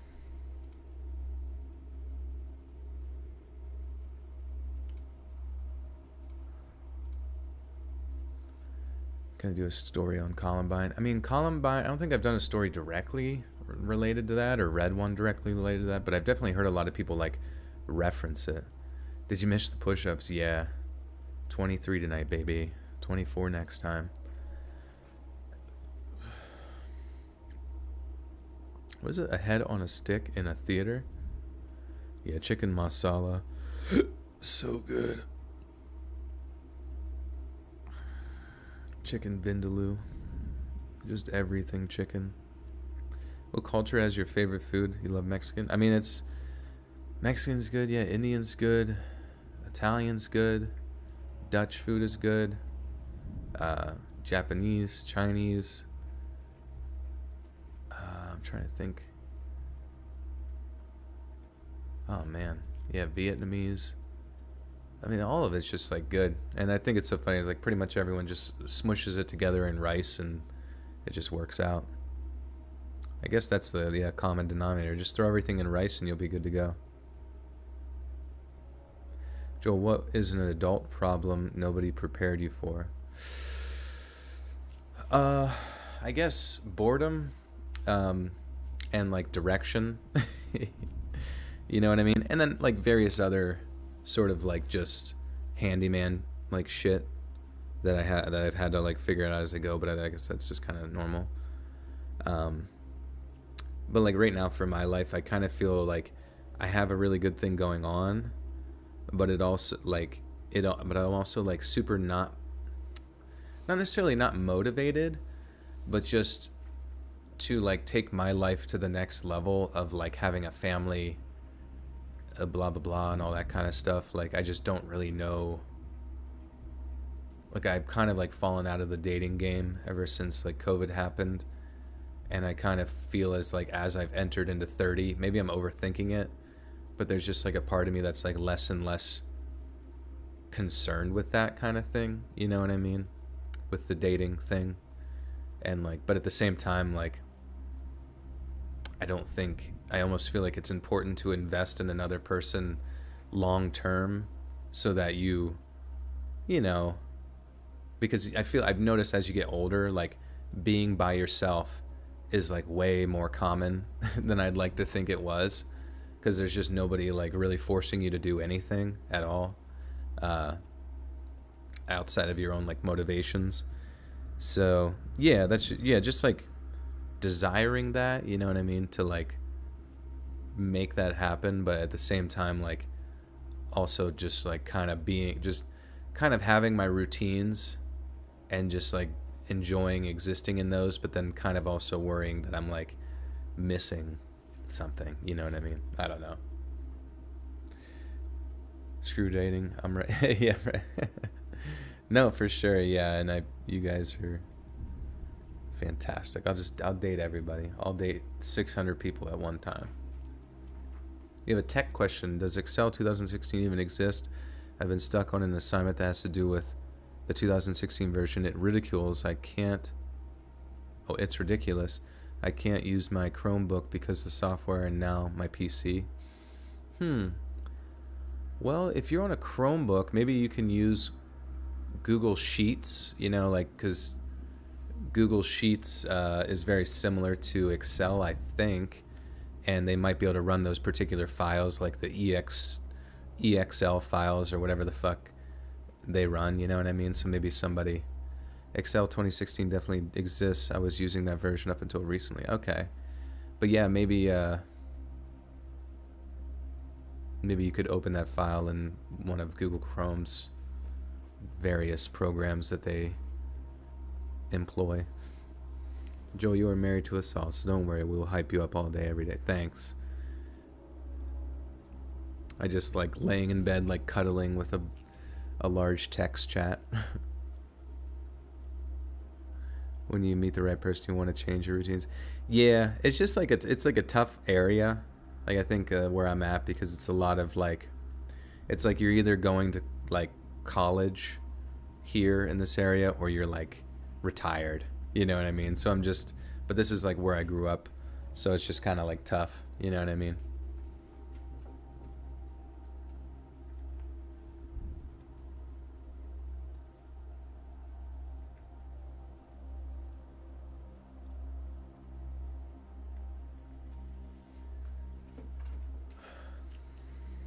Check extensions to be able to open the file.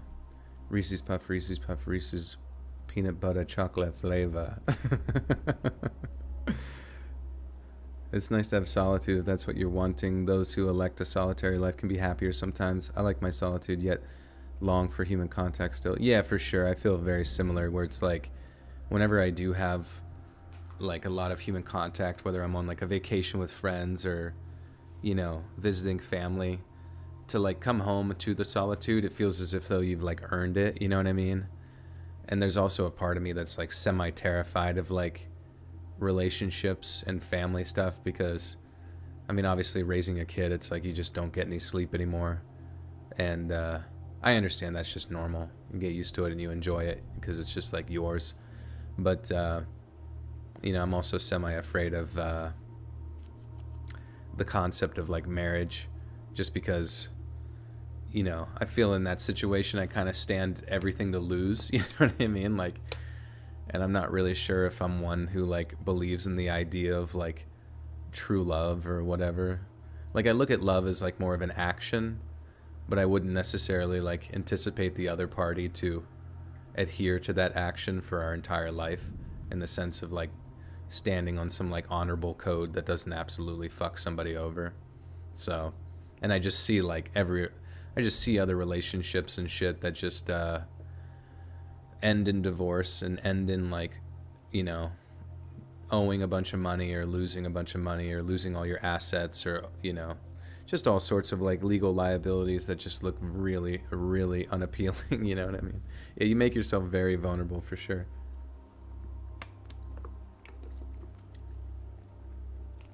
Find someone who doesn't feel like spending time with. Just be yourself and it clicks.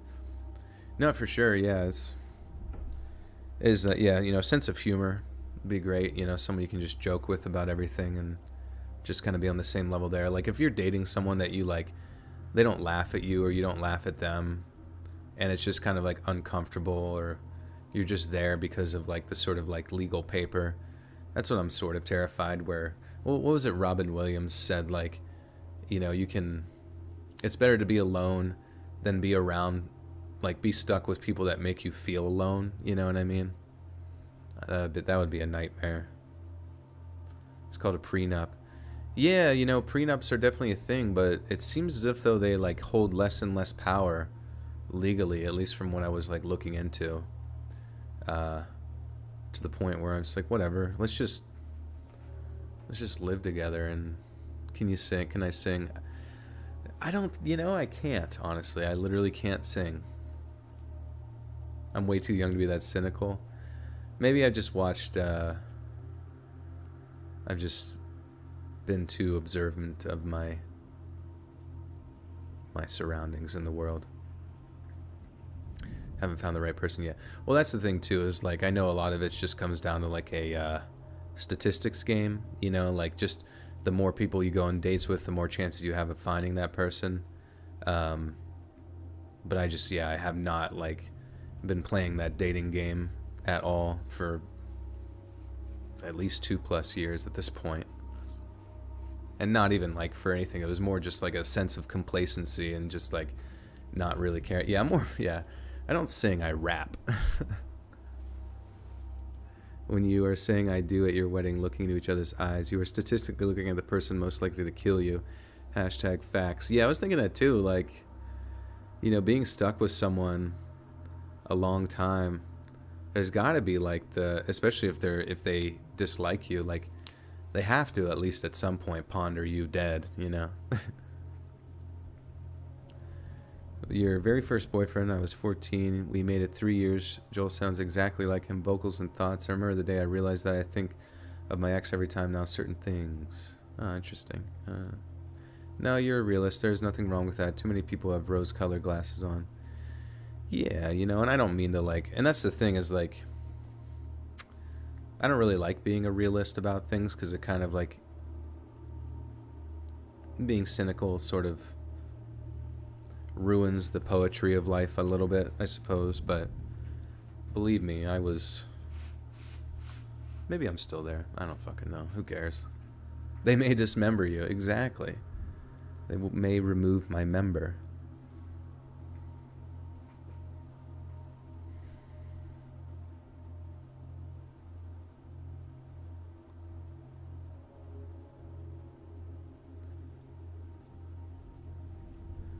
The not sleeping thing's only temporary. Yeah, for sure.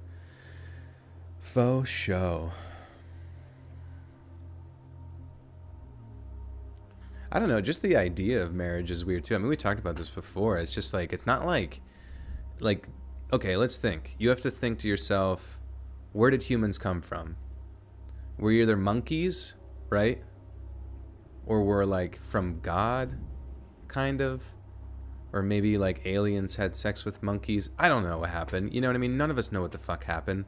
But we can agree that like the concept of marriage is literally like a social construct. You know, it's a social contract, you know.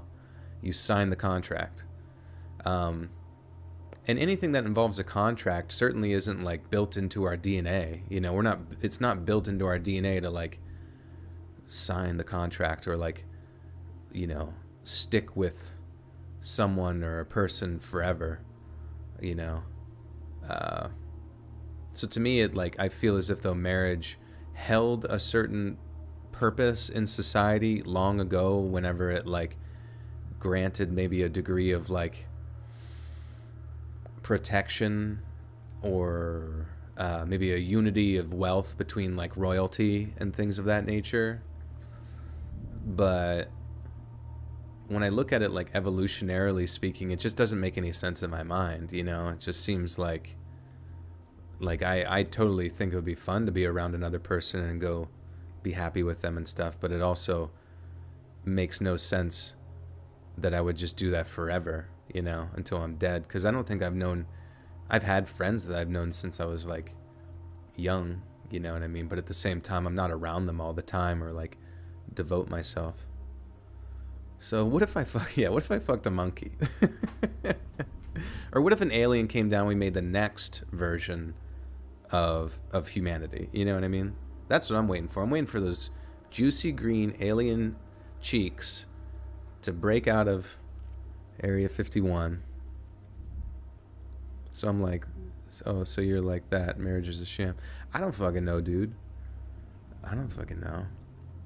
I see people in marriages that I'm jealous of, and I'm like, you guys have an amazing family. But then I also see people in marriages where I'm like, oh, that seems like fucking hell. That seems like hell on earth. Just being stuck. Well, no, I know there are animals that mate for life. I guess. But they mate for life, right? There's no, like, penguin contracts. Like, they're not, like, pissing in the snow in the Antarctica, and they're like, okay, now you gotta waddle with this person forever.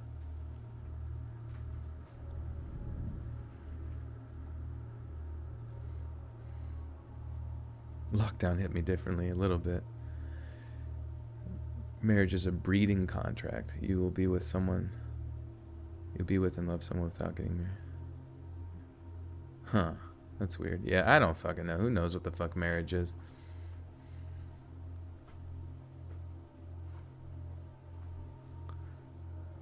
You got married with no authority, no church, no court?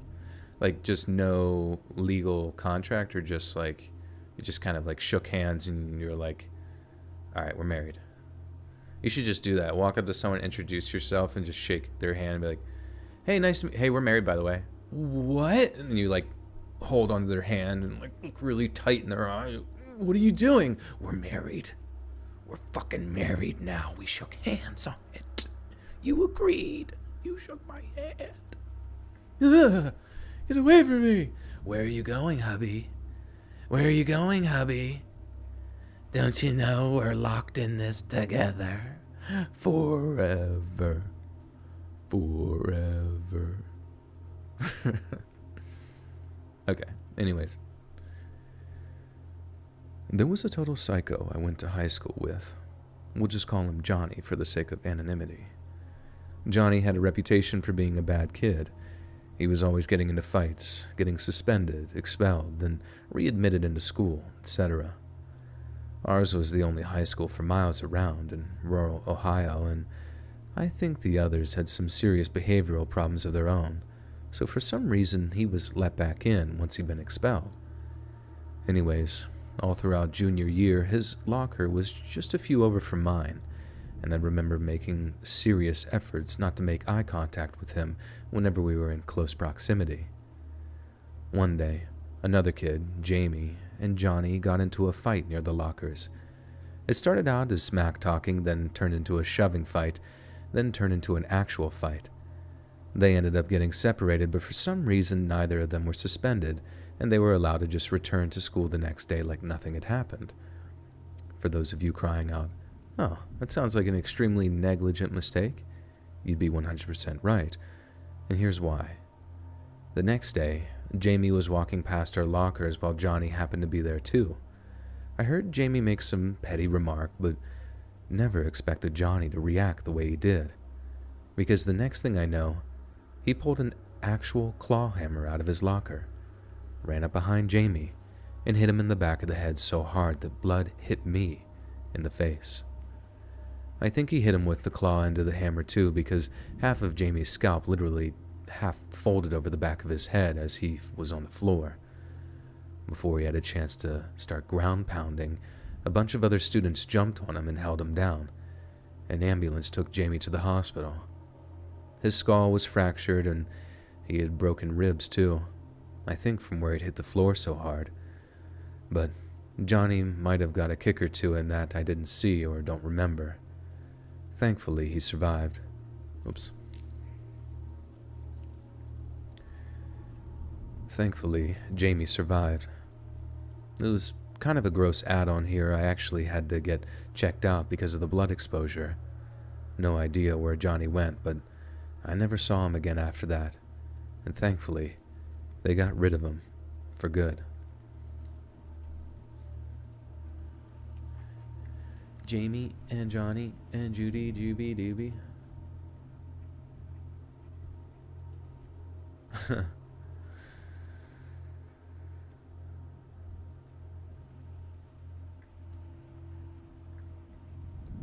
The Buttersock Wives. We should all get... Oh god, don't do it. Oh wow, it's already 1:20.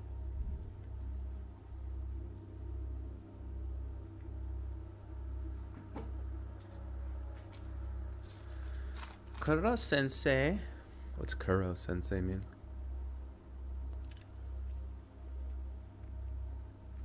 Hey, Maribel. Thanks, peeps. I'm glad he got better too. He's not a small guy and he lost 30 pounds then, but he's back to himself and is around to help raise our crazy boys. He's my best friend. Who are we talking about? You made yourself some yummy cheese roll. Hell yeah. Let's go. Let's fucking go! If you could twerk like Megan Thee Stallion for a whole 24 hours, would you? If it was just non-stop twerkable donations just pouring in, you're goddamn right I would. And we were programmed to find a mate, but I think it's an evolutionary adaptation for humans to become smart enough to know when to leave and for our societal norms to allow it. Right, exactly. So like also understanding that like say you have accrued a degree of like assets and resources that are suddenly legally bound to your, partner, it would be smart not to engage in that like legally binding contract so in that you don't lose your, that which you have worked for your whole life, you know what I mean? And I'm talking about both parties. Like both parties can get screwed over real hard.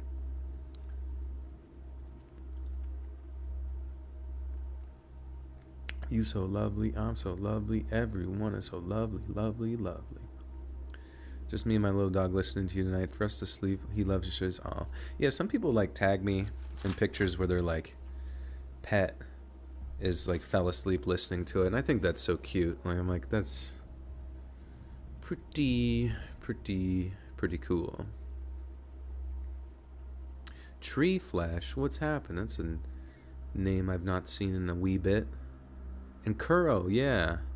What's happened? I've been gone for 3 months and now I don't know anybody except 3 people. Yeah, I know. A lot of people come and go. It's kind of crazy, but it's good to see familiar faces. It's not letting you donate. I apologize. It might be kind of janky. There is, in the description, there is an alternative way to donate outside of YouTube. It's like through, maybe one of the mods. Do we have any mods here right now? Excuse me. See, I was drinking the Diet Dr. Pepper, 0 sugar. Good as fuck, by the way. Probably terrible for me. It's like battery acid for your stomach biome.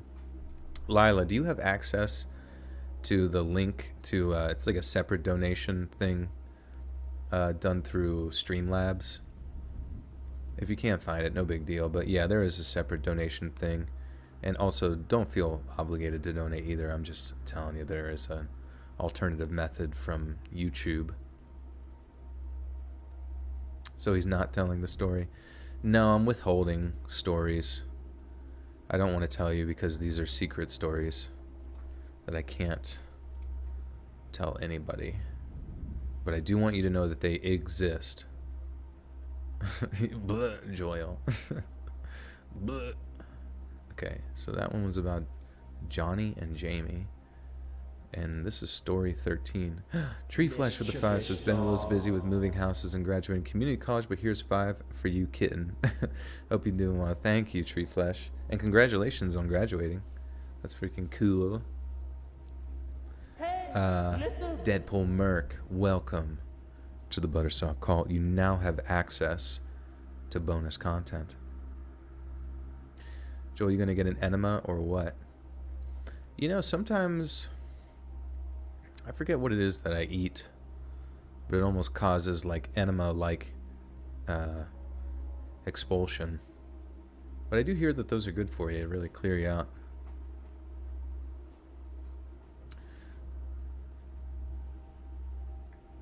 Maribel, yeah, no. No one, do not intimidate everybody. Would I ever get a BBL? What's a BBL? Is that like is that a sandwich?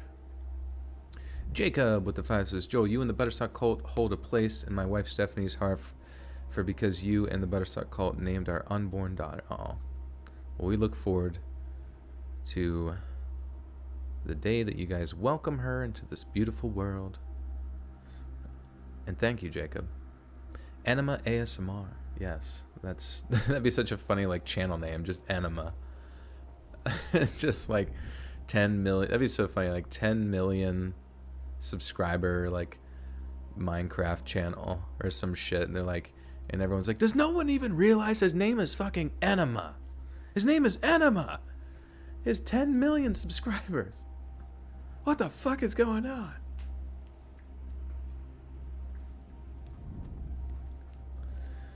MCT oil might as well be an enema. Yeah, sometimes they be giving you the squirts.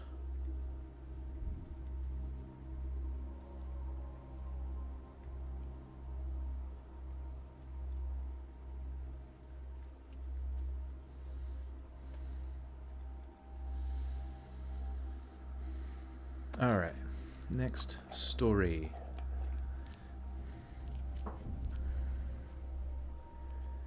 So, this one day, back when I was in high school, our whole class heard a loud bang come from the room next door.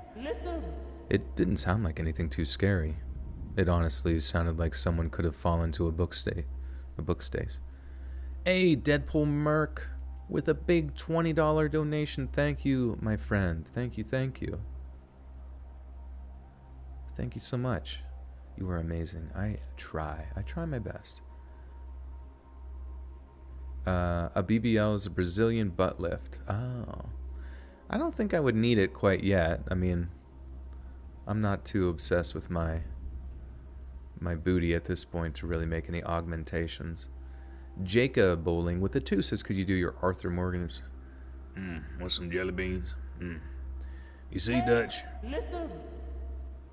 You see, Dutch? There's something about me and you. I actually don't remember what he sounds like. Did you ever get that way? Let's see.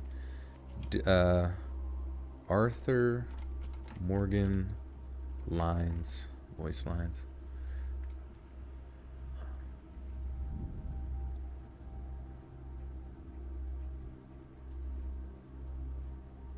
Your husband knew the rules when he took upon himself. When he took that money now. I mean, it could probably use some work, but but thank you, Jacob. Oh shit, you guys are funny. Joel is just naturally dumb. I was just born with a Brazilian booty lift. Joel won an Oscar for best impression ever because they're scary accurate. Oh, thank you. You got the whole damn bakery back there, yeah. Just caked on dough. Most of it's actually just like a dirty diaper though, so don't get too excited. Most of what you're seeing is primarily just shit that's accumulated. No one's changed it yet, so yeah, I'm surprised you can't even smell it. You know what I mean? It must be Pampers. Junior Poppy with a 2 says it's the BBL from the twerkable amounts. Wait, it's the BBL for the twerkable amounts though. Oh, I'm confused. It's the BBL for the twerkable amounts.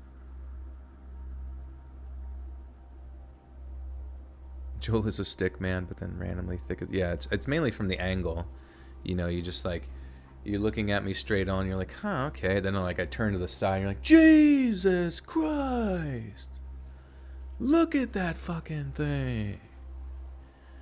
And then I, beep, beep, beep, beep, just like backing it up. Sorry. Ooh, speaking of which, beep, beep, beep, beep. Ooka, ooka, ooh. Holy shit. Maribel Silva. Speaking of which, speaking of twerking, $35 Renos. Thank you so much. Says, because Concerned Turtle noticed no twerk today so far, so let's go. Maribel, thank you, thank you, thank you. And thank you, Turtle, for noticing. It was a twerkless night. The sky was clear, not a twerk in sight. There wasn't a creature twerking, not even a mouse. Thank you, Maribel, so much. Appreciate that. Got me all warmed up now. And David with the Susits, would you ever do bad road trip stories again? Probably. Definitely, probably. I guess the summer is coming up, so I'm sure people will have some road trip experiences. I mean, you guys could go on a road trip right now.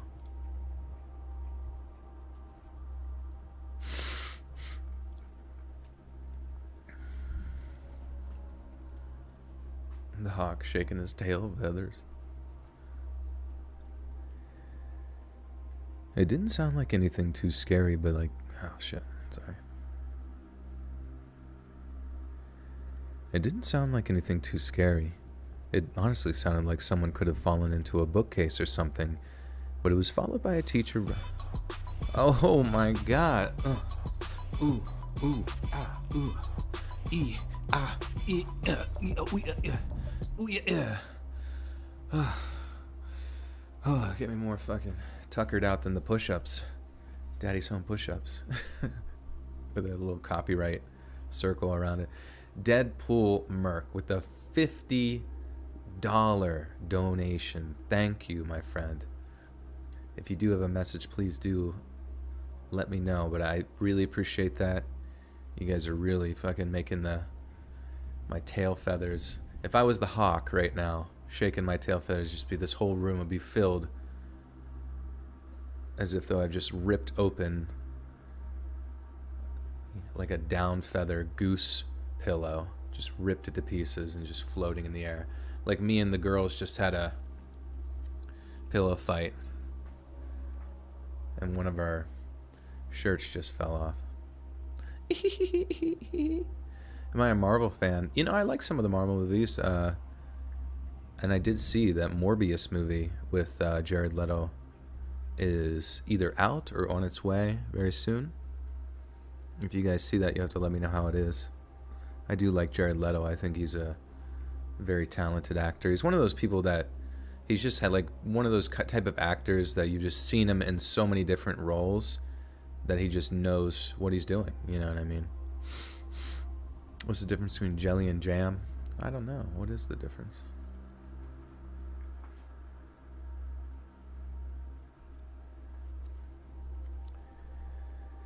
It didn't sound like anything too scary.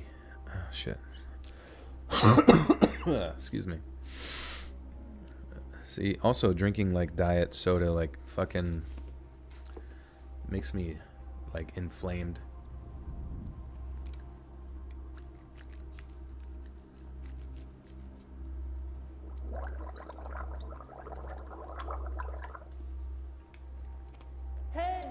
You can't jelly a clown into the tiny car. Oh, that's true.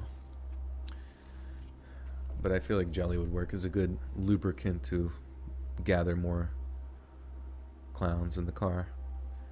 Lovely Bones with the tenses. Thank you for being amazing. Thank you, Lovely. Thank you. Appreciate it. Jared Leto is a vampire. I don't disagree. Some of those fucking Hollywood, like him, Paul Rudd, like, they must have found the fountain of youth or something, because I just don't get it. Like, how at the age of 20 or how at the age of 50 can you look the same age as 20? Like, that's fucking insane. David with the two says, I didn't mean bad road trips, I meant trip reports. What's a trip report? Do you remember the TV show called My Sea Called Life? Jared Leto was in it. No, I don't remember that. Jared Leto doesn't look a day past 25. It's crazy. I know, yeah, like,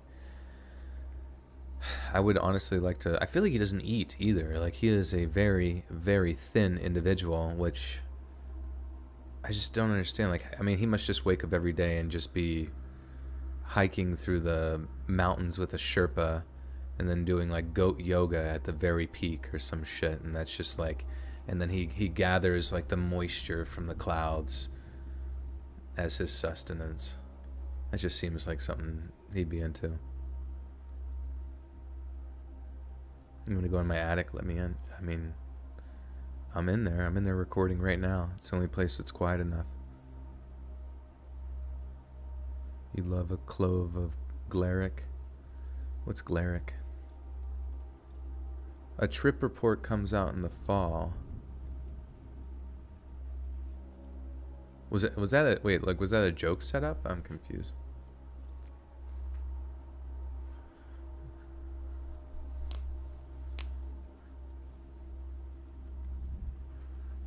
Do you know the cartoon show Courage the Cowardly Dog? Yeah, actually, Jensen, if you guys are familiar with Jensen, he's doing an animation for it right now for his channel. I'm not sure if he's done quite yet, but it should be up soon. I'm excited to see it. With these gas prices, I'm not driving anywhere unless I have to. That's fair. You're going to have to ride your horse everywhere, and we're just going to go back to the Wild West.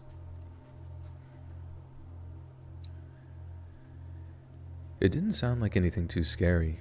Like, it honestly sounded like someone could have fallen into a bookcase or something. But it was followed by a teacher running into our room to get our teacher, who was a first aid. But it was followed by a teacher running into our room to get our teacher, who was first aid certified. Some kid in the next class had a blank bullet with him for some reason and had been messing around shaking it and saying, "It's only a blank." It was, but those things still have powder, etc. in them. As he, what the fuck?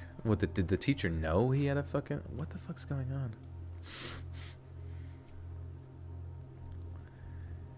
It was, but those things still have powder and all that kind of stuff inside of them. And as he was shaking it, boom, it activated and then blew the whole tip of his finger off. His fingertip then flew into another kid's head, who then looked down and saw a piece of bloody finger on the floor, and then fainted and hit his head. It was honestly insane. The dumb bullet kid gets taken off to the hospital, while the fainting kid gets looked after until he wakes up and then taken off to the first aid room. One of the girls who was sat at the table looked up at the ceiling tiles and saw a blood splatter, and upon closer inspection, there was dumb kid's fingernail stuck in the tile. Definitely the weirdest and creepiest event that's ever happened in our school. Jacob with the 2 says, what's your favorite Red Dead Redemption 2 scene? Oh, man, my favorite scene. I mean, spoilers. Spoilers coming. Spoilers. I know someone was upset I talked about Red Dead before. But I mean, it was very beautiful.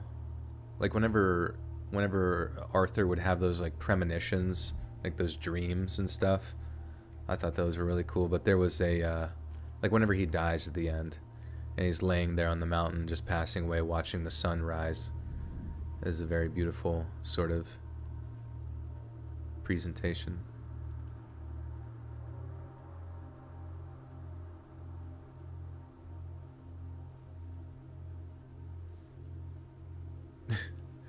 Yeah, that April Fool's face reveal.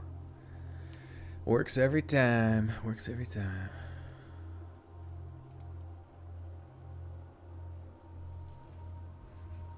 You're in my attic, turn around. Okay. Ah! Okay,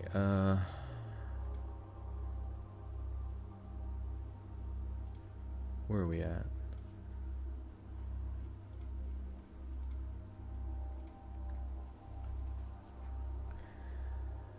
This is a story from my high school days. Probably the worst thing I've ever actually seen with my own eyes. There was a special needs child who drowned in my Jesus Christ, man, these are like kind of heavy, every one of them. There was a special needs kid who actually drowned in my swim class. None of the caretakers kept an eye on him at that time, and he drifted off into the deep end. No one had seen him until the lifeguard had to dive in and get him. From what I know, the lifeguard was fired. I can't say if the caretakers were fired too.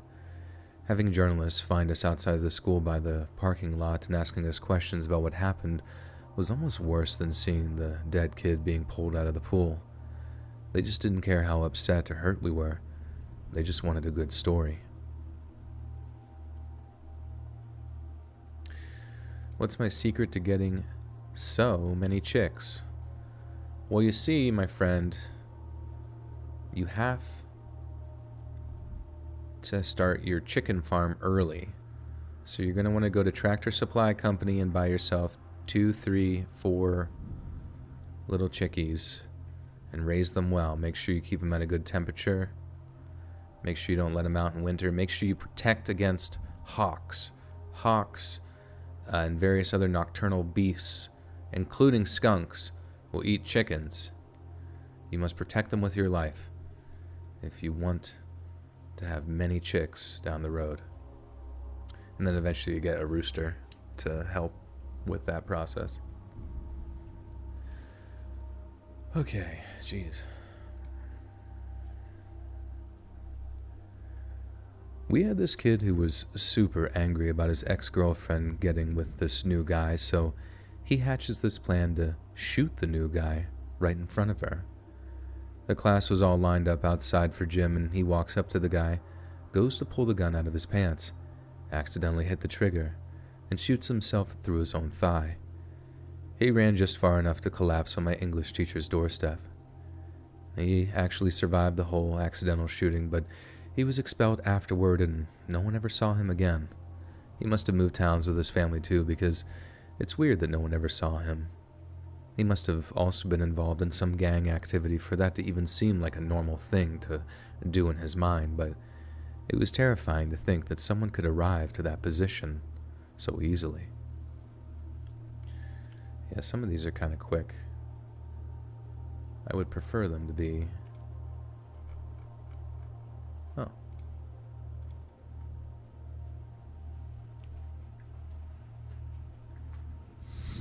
What kind of like stories do you guys usually like to see? What kind of stories do you guys like to see at the beginning of videos? Do you like longer stories at the beginning, or do you like, I don't know, like what kind of like pulls you in? Do you like quicker ones?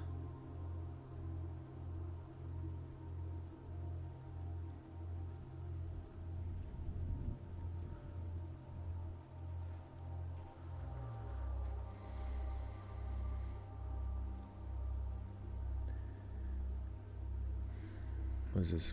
Big fan of your YouTube channel. I've finally gotten around to writing down a pretty frightening event that happened to me when I was in secondary school. Okay. I've finally gotten around to writing down a pretty frightening event that happened to me when I was in secondary school, which is what us Brits call high school. It's a bit of a wild one, and it's definitely a long one too, so I hope it's not too tough to get through. I've attached the document to this email, so let me know what you think, and if you reckon it's going to be featured on the channel. I've had a pretty tough time. Ah, shit, okay. But for legal reasons or whatever, you have my full permission to read blah, blah, blah, blah, blah.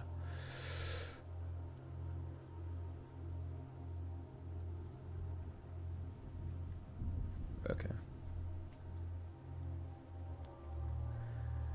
It's a bit of a wild one, and it's definitely a long one too, so I hope it's not too tough to get through. I had a pretty rough time in high school. Well, all my little circles of friends did, but for reasons that will become obvious, I'd say I had it a little worse than God damn it.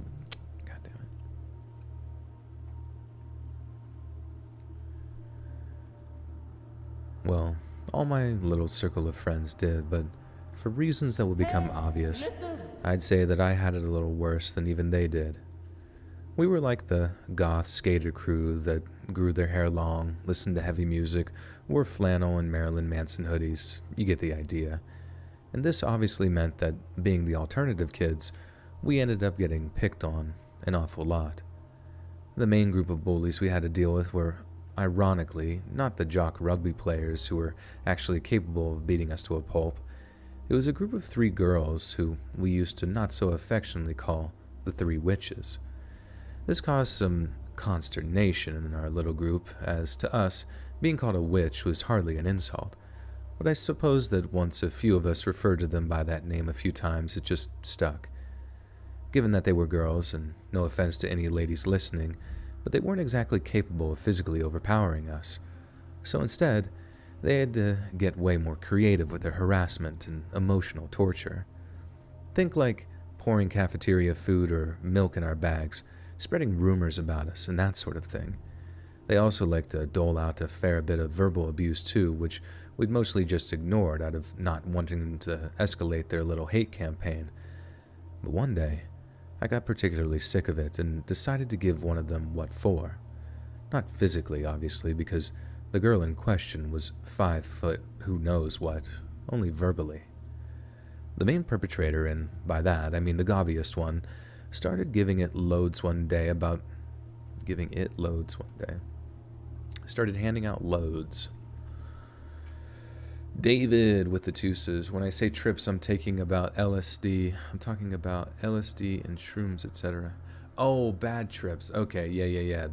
The drug stories. Yeah, I haven't done those in a long time, and I kind of try to avoid them because, they're not necessarily like within. I explained previously that they're kind of very similar to dream stories, where they're kind of like just subjective experiences that may or may not have been terrifying to just that individual. Like when someone tells you about a dream they had, it might sound interesting to you, but it's not going to sound like too terrifying, you know what I mean? Because it's not something that can necessarily hurt anybody, you know what I mean? It was just like a subjective sort of experience within their personal world, But same with drugs, it's very similar, whereas with the stalker stories and all that kind of the crazy stuff, like that's something that you might elicit a degree of fear from because it could potentially happen to you, you know what I mean?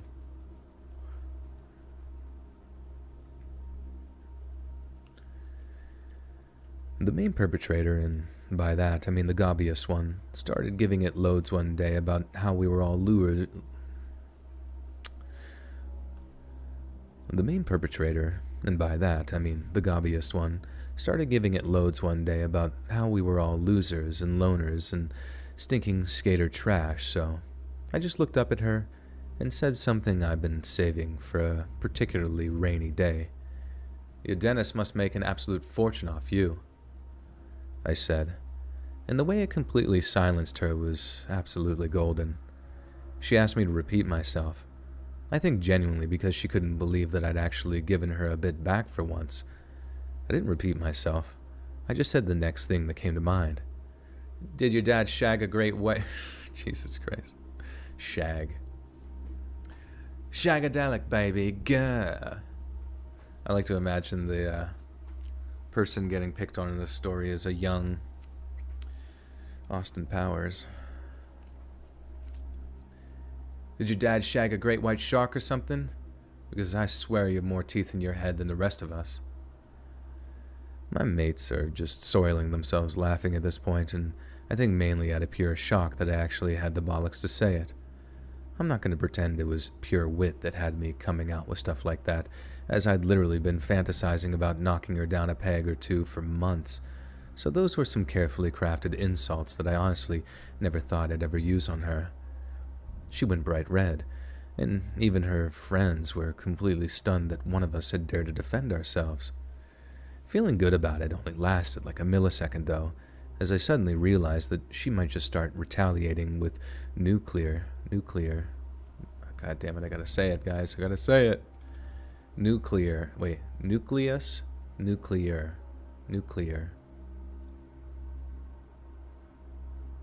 Shagged rotten. Like, it's just like, that's what I love about Austin Powers, is he's just like a fucking, like the pinnacle of a creep, you know what I mean? Like, should be in jail, most likely, but like everyone's just like, "Oh, Austin. Oh, Austin. Gah, baby, gah. I've got a restraining order on me. Or you should have one soon. I'm gonna break into your fucking house."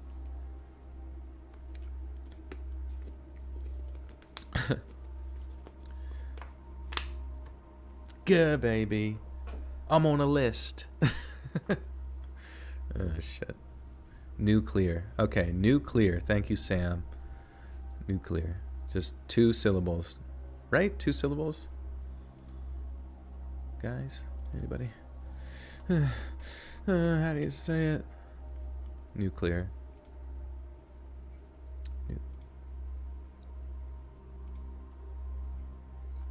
Nuclear. Nuclear.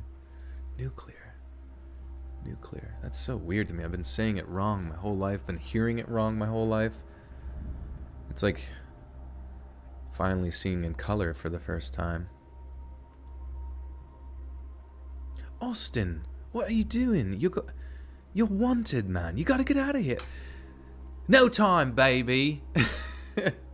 I'm too fucking horny. Austin, they're all fucking dead. What are you doing? I got too excited, baby. Ever since I got my teeth done, I couldn't resist. Come on, Basil. It's the 70s. Nuclear. Okay, perfect. Feeling good about it only lasted like a millisecond, though, as I suddenly realized that she might just start retaliating with nuclear intensity.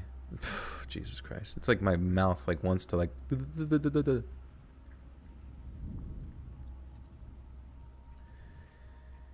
Feeling good about it only lasted like a millisecond, though, as I suddenly realized that she might just start retaliating with nuclear intensity. Are you sure it's not 3 syllables? Nuclear. That sounds so weird. Like, why? Come on. They were randy, baby. They had it coming. Austin! The cops are on their way. We gotta go. Oh, come on. Alright, nuclear. Are you guys sure about this? This is gonna be another Louisiana incident. Nuclear. Nuclear. Alright, is there a website that tells you how many syllables? Okay. Nuclear. Oh, no, it's 3 syllables. Okay. Nuclear. Nuclear. Nucleus. Nuclear. Nuclear. I gotta say it out of the side of my mouth. Nuclear. Nuclear. Nuclear. Nuclear. Nuclear? No, that's not right. Oh, I gotta hear the thing again. It's just not computing. Non-standard. See?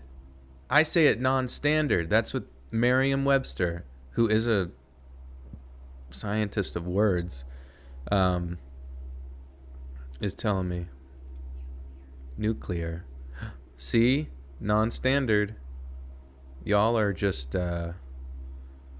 hateful, I think, is the word I'm looking for. Get a Nuka-Cola. Right, see? Nuclear. So look, American is nuclear, British is nuclear. See, all you Brits. Potato, potato upon thee. All you guys know is your pretzels on fucking fire. Nuclear. Alright, fuck it. I'm just saying the word, and anybody who bitches can eat pretzels on fucking fire. Okay. Feeling good about it only lasted like a millisecond, though, as I suddenly realized that she might just start retaliating with nuclear intensity. She didn't, though. She just marched off in a huff and left us to celebrate our small victory. I had a feeling, though, a horrible feeling in my gut that the retaliation would come later. Fuck. It's the fucking British. I know they did this. I know this is their damn plan. First they sent us Austin Powers to go on his slaughter spree, and then they invented the word nuclear. Nuclear. The second and third syllables are most commonly said as a sequence of sounds that directly reflects the spelled sequence in recent years. Yeah, so I've reinvented how you say it. So I think maybe mine is more recent than theirs, so and language is evolving, you know what I mean? Also, anybody who disagrees is banned. Those are the new rules. This is a verbal dictatorship. JK. Aluminium. Yeah, they say aluminium. You guys should go to jail just for that. Yeah, you guys sent us fucking James Corden. Another made in a lab person. Honestly, I feel like James Corden was like forced upon us. Like nobody consented. Nobody consented to that like singing in a car bullshit. I didn't. And thankfully I was not subjected to watching it that much because I think that was like during the mainstream television that like parents tend to watch. And it was after my time of being forced to watch whatever my parents are watching. Whew, thank the Lord. Of course, the British call it nuclear.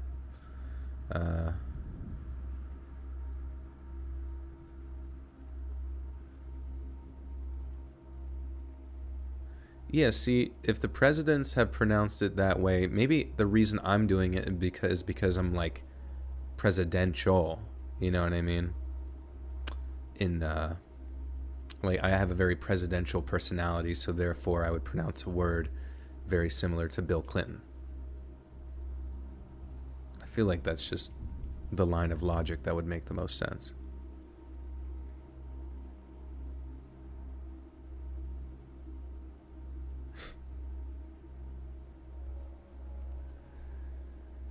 I had a feeling, though, a horrible feeling in my gut that the retaliation would come later and would still be atomic in scale.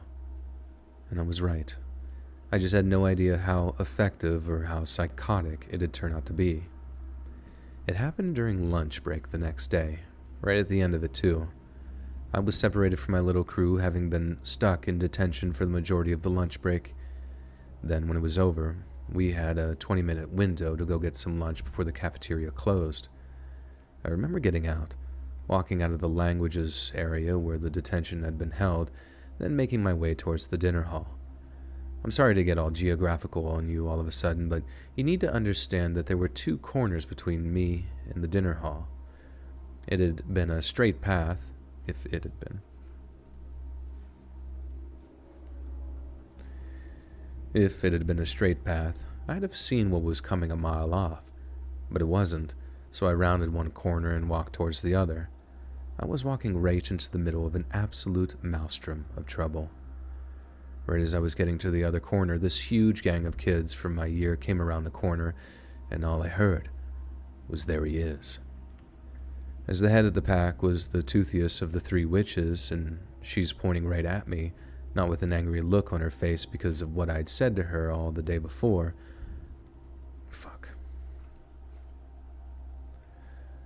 Not with an angry look on her face because of what I'd said to her the day before, but with like this evil-looking, satisfied grin.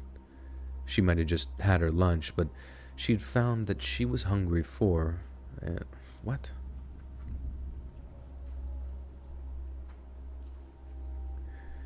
She might have just had her lunch, but she found what she was hungry for, and her expression perfectly reflected it. But in taking note of her expression, I noticed something else about her face. She had this little cut just above her eyebrow, and there was a little trickle of blood that had run down just to the side of her eye. I didn't have time to really take it in, though, because almost as soon as she'd shouted and pointed, and I'd noticed the cut, the pack charged me. I didn't exactly want to hang around to find out what was going on, and as it didn't take a genius that they were angry, and for some reason, I was the target of their anger. I just legged it. Not sure where I was legging it to, I just wanted to get away from the mob. Then, in pure stupidity, I ran behind the back of the languages block where there was a little alley-type thing, thinking I might be able to hide from them. Obviously, they'd all seen me running back there, and all I'd done was trap myself into a corner. When the mob descended on me, the lads at the front didn't immediately start hitting me. Instead, they said something that had me crying out in confusion. They were shouting things like, "Hit a girl, did ya? And why don't you try and hit me, eh, big man? Why don't you hit someone your own size? And all this other stuff. While I'm crying out that I have zero clue what they're on about, the realization hits me like a ton of bricks. I don't know what happened to the toothy witch girl, but something had obviously happened to her, and she was blaming it on me. The lads only got a few kicks and punches in on me before I heard the sound of a teacher's voice shouting at them to get off me and to disappear, as she put it. I thought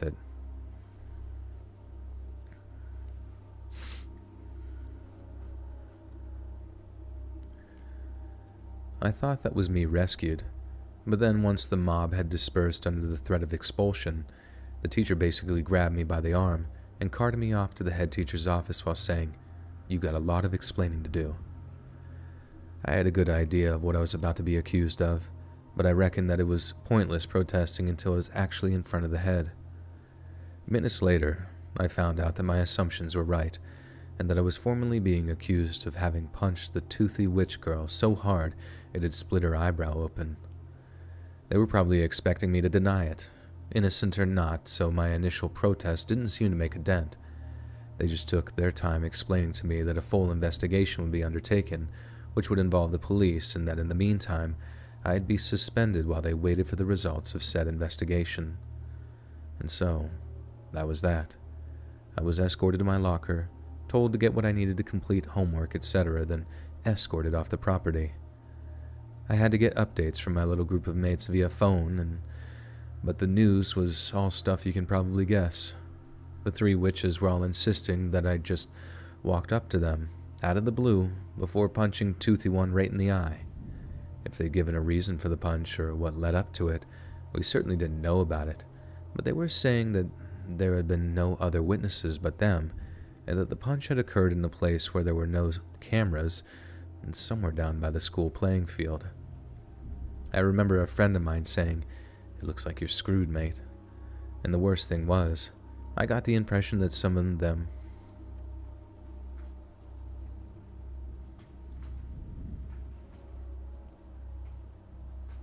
You got suspended and it was an early vacay? That's cool. Yeah, when you got suspended, did you I don't even know, how do people make up for the work they missed? Yeah, you get expelled and still have to do homework? What was the point of getting expelled? I remember a friend of mine saying, "It looks like you're screwed, mate." And the worst thing was, I got the impression that some of them genuinely believed I'd done it. One or two were on my side with the whole thing and didn't doubt that she was horrible enough to have done it to herself or whatever, by proving it. But proving it was a completely different story. 3 days into my suspension, my mom got a phone call which she took in the kitchen. It was the same deal with my parents too. By the way, they obviously didn't want to believe that I'd hit a girl, but they were also clever enough to keep an open mind about the whole thing until they had the facts. That was the part that really got to me. The idea that my mom was thinking my son might be a woman beater. Emphasis on might. But you could tell she abhorred a few grains of doubt when I swore blind to her that I was completely innocent.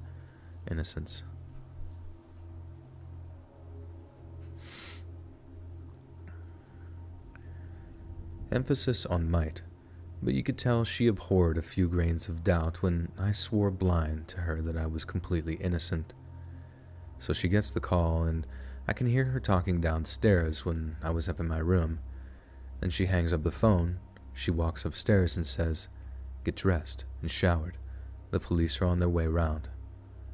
I won't go into too much detail about the police interview, but I could tell things were starting to look up. One of them, this nice policewoman, seemed to be completely on my side once I'd explained the whole thing, how I'd insulted the girl the day before, how there had been a long-running feud between us, how they were complete bullies, and as much as I hated them, I'd never raise my fist to a girl. But even she said that, unless I could prove an alibi concerning where I was at the start of lunchtime, I'd look like a proper villain if the whole thing went to court. Which, ooh, you're gonna send me to twerk court? Oh,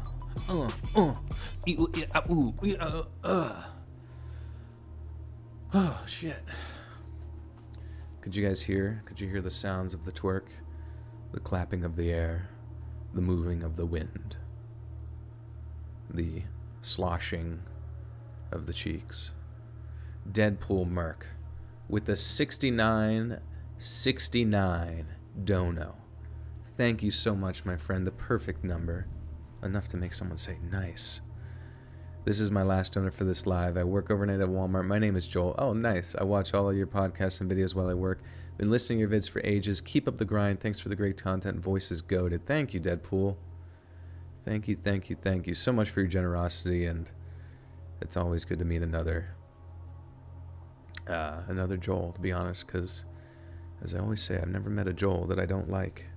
I've never met a Joel that I don't like. Yeah, it's like a double negative, right?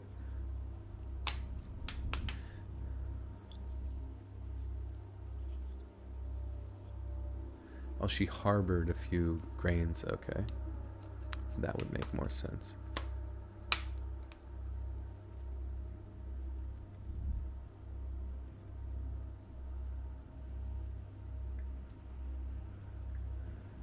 When I become president, what will be your first order of business? Oh, Sam, yes. Get rid of taxes. No more taxes. We're done with that shit. It doesn't help. It just keeps everyone perpetually poor. If I get rid of taxes, your income will just instantly fucking double, and you'll be free to do with it what you want. But then, of course, I make these promises, and then the day that I get in, I raise them. That's the old technique, huh? Make a bunch of stupid fucking promises and never live up to it. Just like a true politician.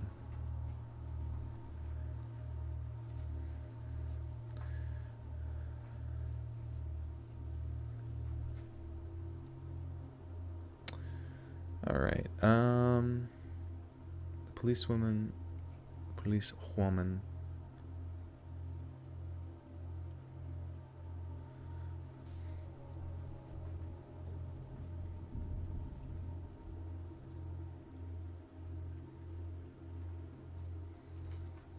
Okay, what was I?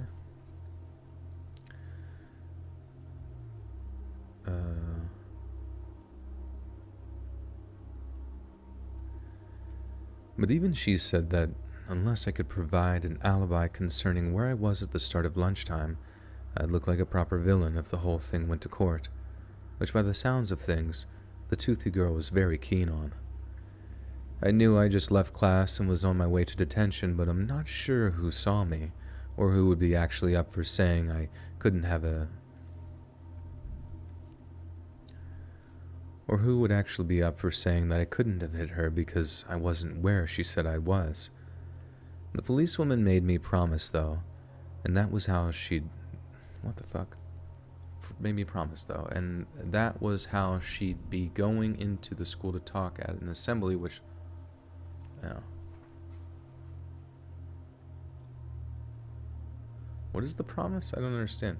The policewoman made me promise, though, and that was how she'd be going into the school to talk at an assembly, which the whole school would be attending. Oh, I see.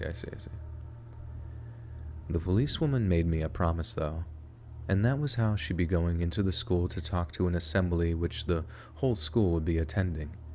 She'd make a plea on my behalf for anyone who'd seen me at the start of lunch break to come forward, as it was obviously a very serious matter and that someone needed to do the right thing. But she also said she'd be asking anyone who'd seen me punch the girl to come forward too, and that really did scare me, because if Toothy Witch Girl could convince someone else to lie for her, I'd be done for.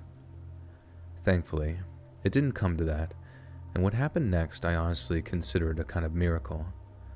Literally the same day that the policewoman made her address to the assembly, someone who wished to remain anonymous went to the head teacher's office with a kind of confession. They'd witnessed the punch that had caused the wound over the girl's eyebrow, but it wasn't me that had done the punching. It was a boy that didn't even go to our school. The person had been walking through the school's car park around the back of the school, one that was open to the public because the school's gym was also open to the public. She'd seen the witch girl getting into someone's car, that someone being an older boy she didn't even recognize. And being a bit of a nosy gossip, she slowed her pace to see who the guy was.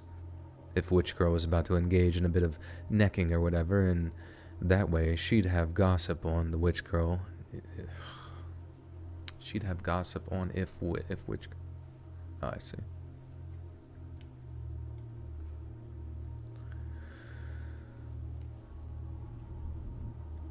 And being a bit of a nosy gossip, she slowed her pace to see who the guy was. If Witch Girl was about to engage in a bit of necking or whatever, and that way she'd have the gossip on if Witch Girl had an older boyfriend or whatever. Only instead of, doing a bit of knobbing, she watched the Witch Girl say something all animated to the guy, like she was pleading with him to do something. Then he hit her, and then from what I understand, she motioned for him to do it again.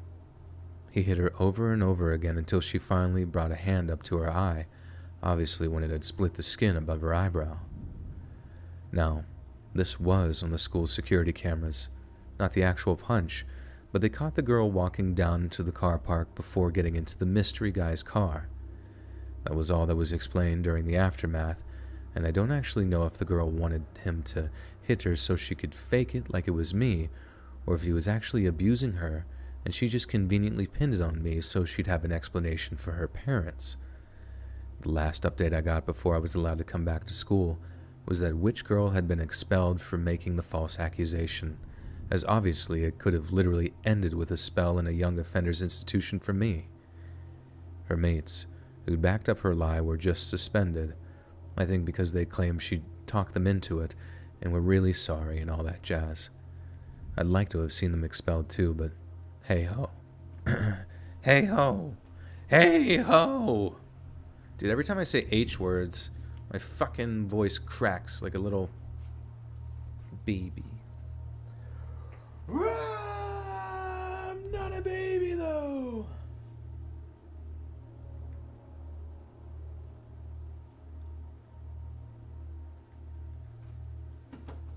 Okay.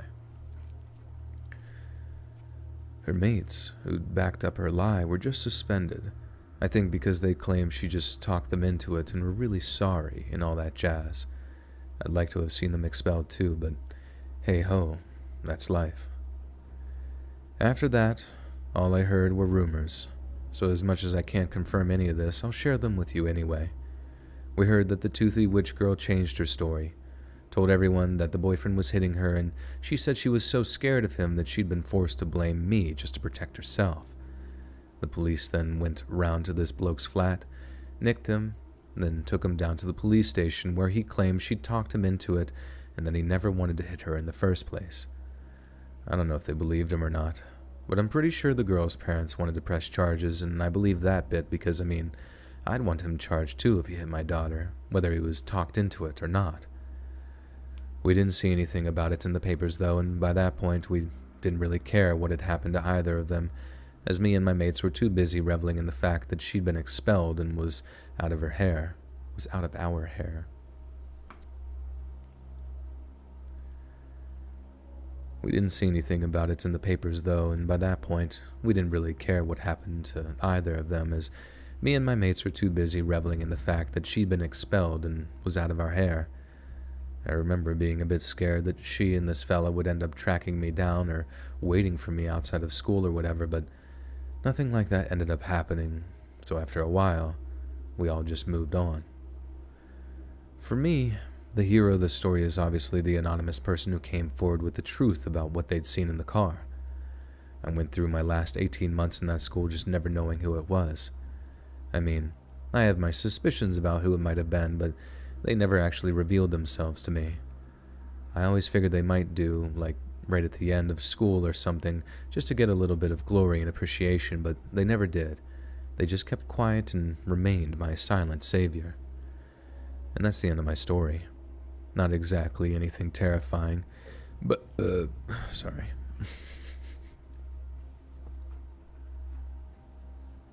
666 people in the chat. Not exactly terrifying, but I'm sure you can understand why the whole thing was so bloody scary for me. It was a harrowing, sickening, and terrifying experience, and I honestly wouldn't wish it on my worst enemy. Me neither.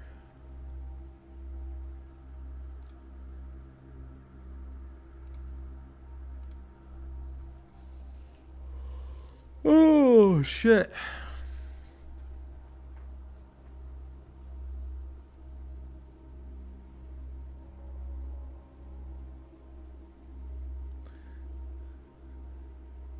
That's the ending, Joel? What's the ending?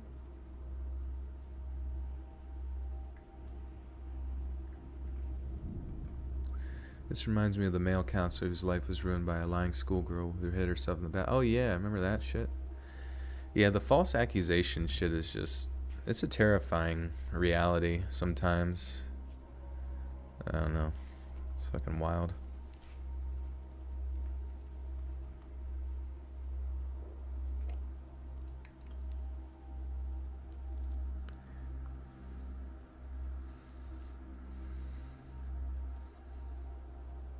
I don't have loud ads popping up right as you're about to fall asleep. Very soothing.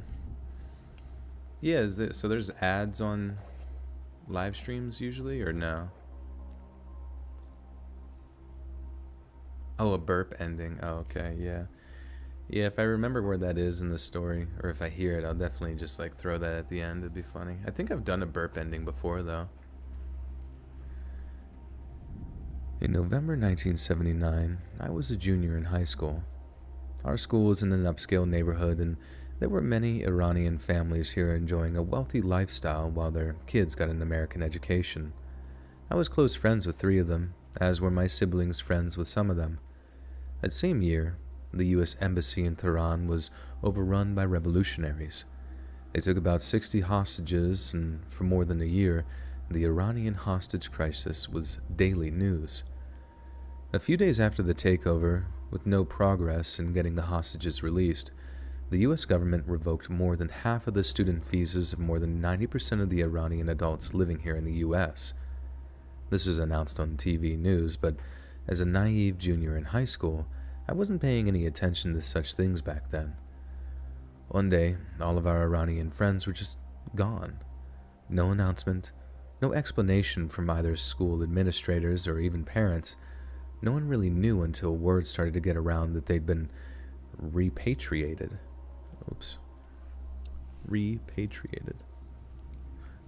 They became patriots and play for Bill Belichick. Sorry. One day, all of our Iranian friends were just gone. No announcement, no explanation from either our school administrators or even parents. No one really knew until word started to get around that they'd been repatriated. As most of those Iranians who were here in the U.S. were considered to be supporters or allies of the Shah, revolutionary courts executed thousands of them. Many whole families just disappeared when they arrived back in Iran. So, a few weeks later, I happened to catch a news report while sitting down with my mother and siblings at dinner, and Mom asked me to turn off the TV. I walked over and they showed a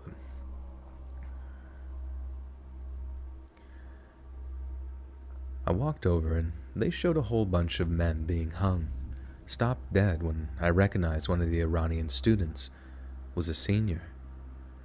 I didn't know him, but I recognized him, and then looking down the row, I realized his father and brother were among the 12 or so being hung.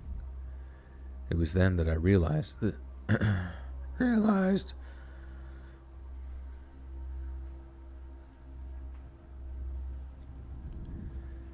It was then that I realized that it was probably the fate of my friends as well. I collapsed on the living room floor, and my mom got irritated that the TV wasn't turned off and came into the living room to find me in tears on the floor. It's been 35 years, and every once in a while I open my high school yearbook and look at the names and faces of my old friends. I get choked up, tightness in my throat, a few tears come to my eyes as I consider the fear they felt as they were pawns and expendables in a political battle they really had nothing to do with. Rest in peace, my friends. Jesus Christ. Do I prefer American-made cars or foreign? I can't say I know enough about cars to understand them, but I do know that my Toyota that I drive kicks ass, and I've had it for like almost 10 years now, and it's like really nothing wrong with it other than like a few electronical issues.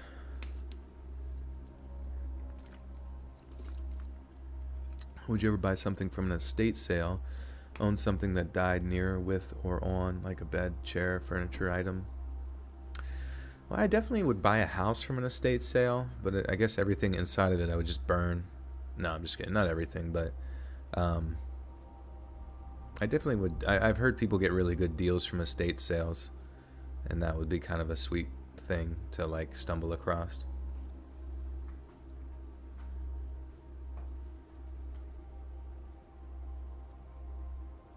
Just change your oil. It'll last forever. Yeah, right. I'm pretty on top of stuff for the most part, though.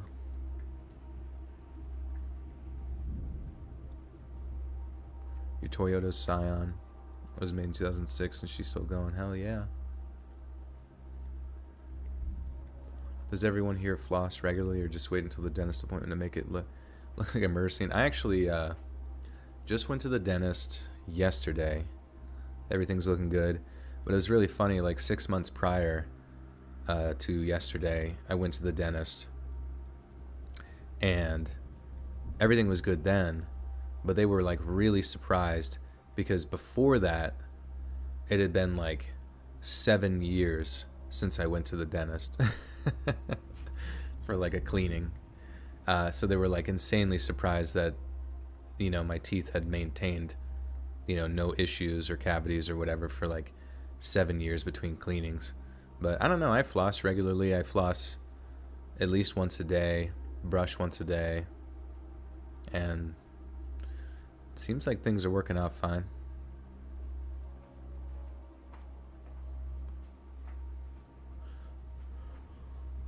Yeah, there was like these particular floss picks that I had for a while. They were like green handle ones. You see them on Amazon. But they would break. I would honestly go through like, you know, because when you're flossing, sometimes you can get a little aggressive. And the floss ones that I use would like break like every time I'd use it. So I got different ones that are way better. This is the most exciting news you've heard all fucking day, I'm sure. You love flossing and getting your teeth cleaned? Yeah, for sure. No, it feels good just to have a nice clean mouth. You're switching to charcoal activated brush anyway. Yeah, I'm not sure how I feel about the charcoal stuff. I've heard some people do it with the charcoal toothpaste and shit, but I've also heard that the charcoal can cause like, can affect some of the coating on your teeth and shit, but it can also like affect your gums and cause them to recede. So I'd be careful looking into, I'd be careful using that. I use this particular toothpaste from Japan, like it's a Japanese. Let me look it up real quick. I'll tell you the one I use. Not sponsored, but just I'm curious if anybody else uses it.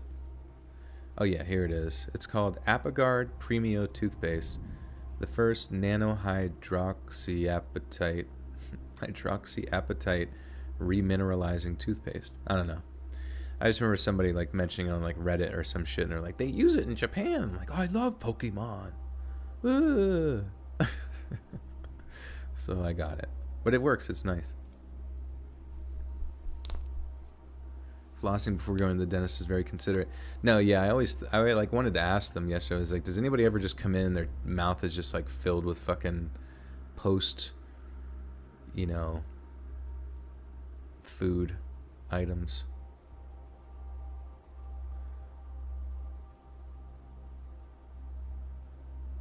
Use a water flosser basically as a mini pressure washer. Oh yeah, that'd be great. That sounds nice.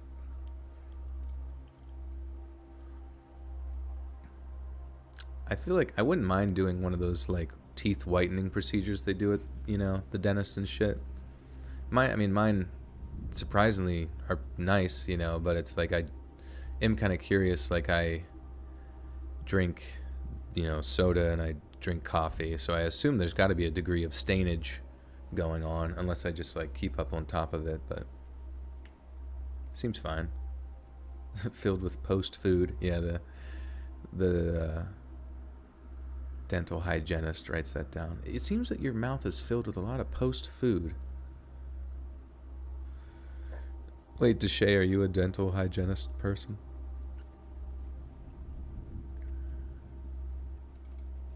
Also, my friends, we have arrived at the end of the stories.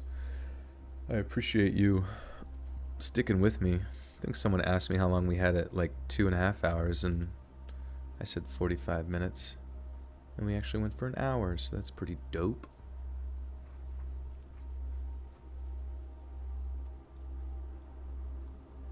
Wait, Senpai, you never floss or brush your teeth? What? Does your, like when you breathe on people, do they just like melt? Like what the fuck? Not to be disrespectful, but I feel like if you're being honest about that, that sounds really dangerous. Both for people's noses, but also like your overall health.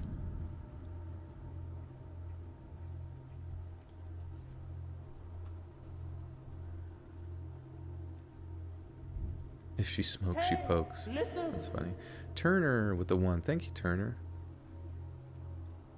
Oh, he's trolling. He better be trolling. He better be... I'm going to come to his house and we're going to sing the ABCs of teeth brushing.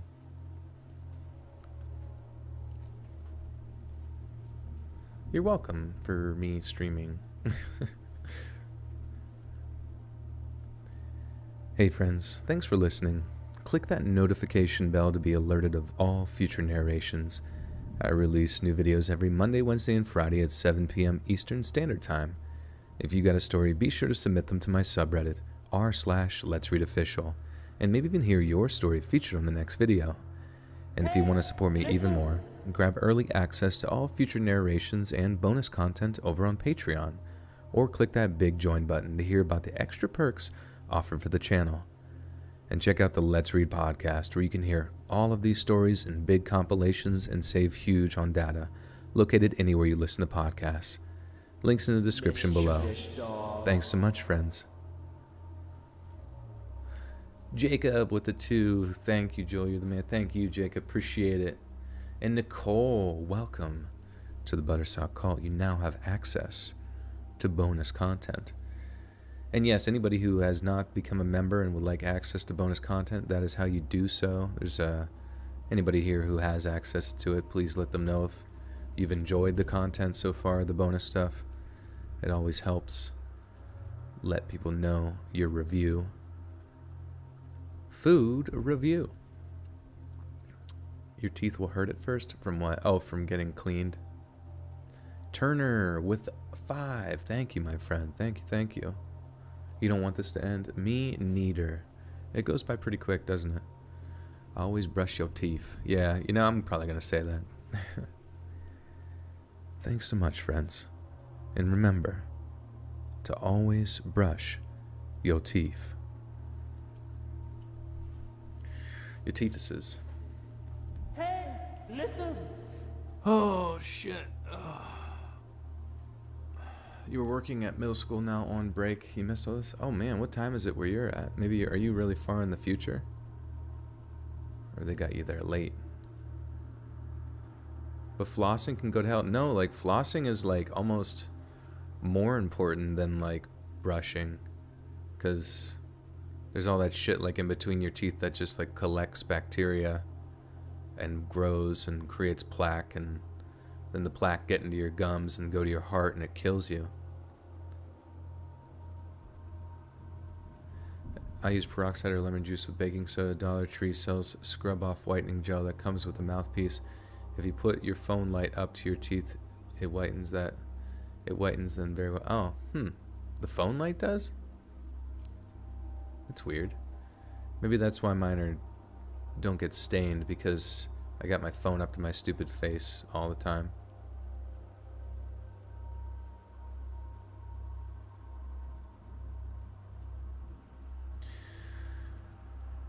About to go floss my teeth after hearing all this. Yeah, you know, I think the one good message out of all this is good dental health. It'll save you from anything, really. Unfortunately, the British are screwed. No, I'm just kidding. Go, baby, go. But thanks, guys. Appreciate you. This will be up early access over on Patreon. $1 a month over there. Otherwise, follow me on social media to be kept up to date when new shit comes out. New videos Monday, Wednesday, Friday. 7 p.m. EST. Today's video is Friday. Oh shit, it's April Fool's. There's no video. Just kidding, April Fool's. Double entendre. That'd be a funny, like, Dark Souls boss. Double entendre. Yeah, it's like a double-headed wiener monster. Okay. Goodbye, friends. Sleep tight. Love you. Appreciate you. Thank you for everything and your support. Be well with one another. And go forth and divide. I don't know.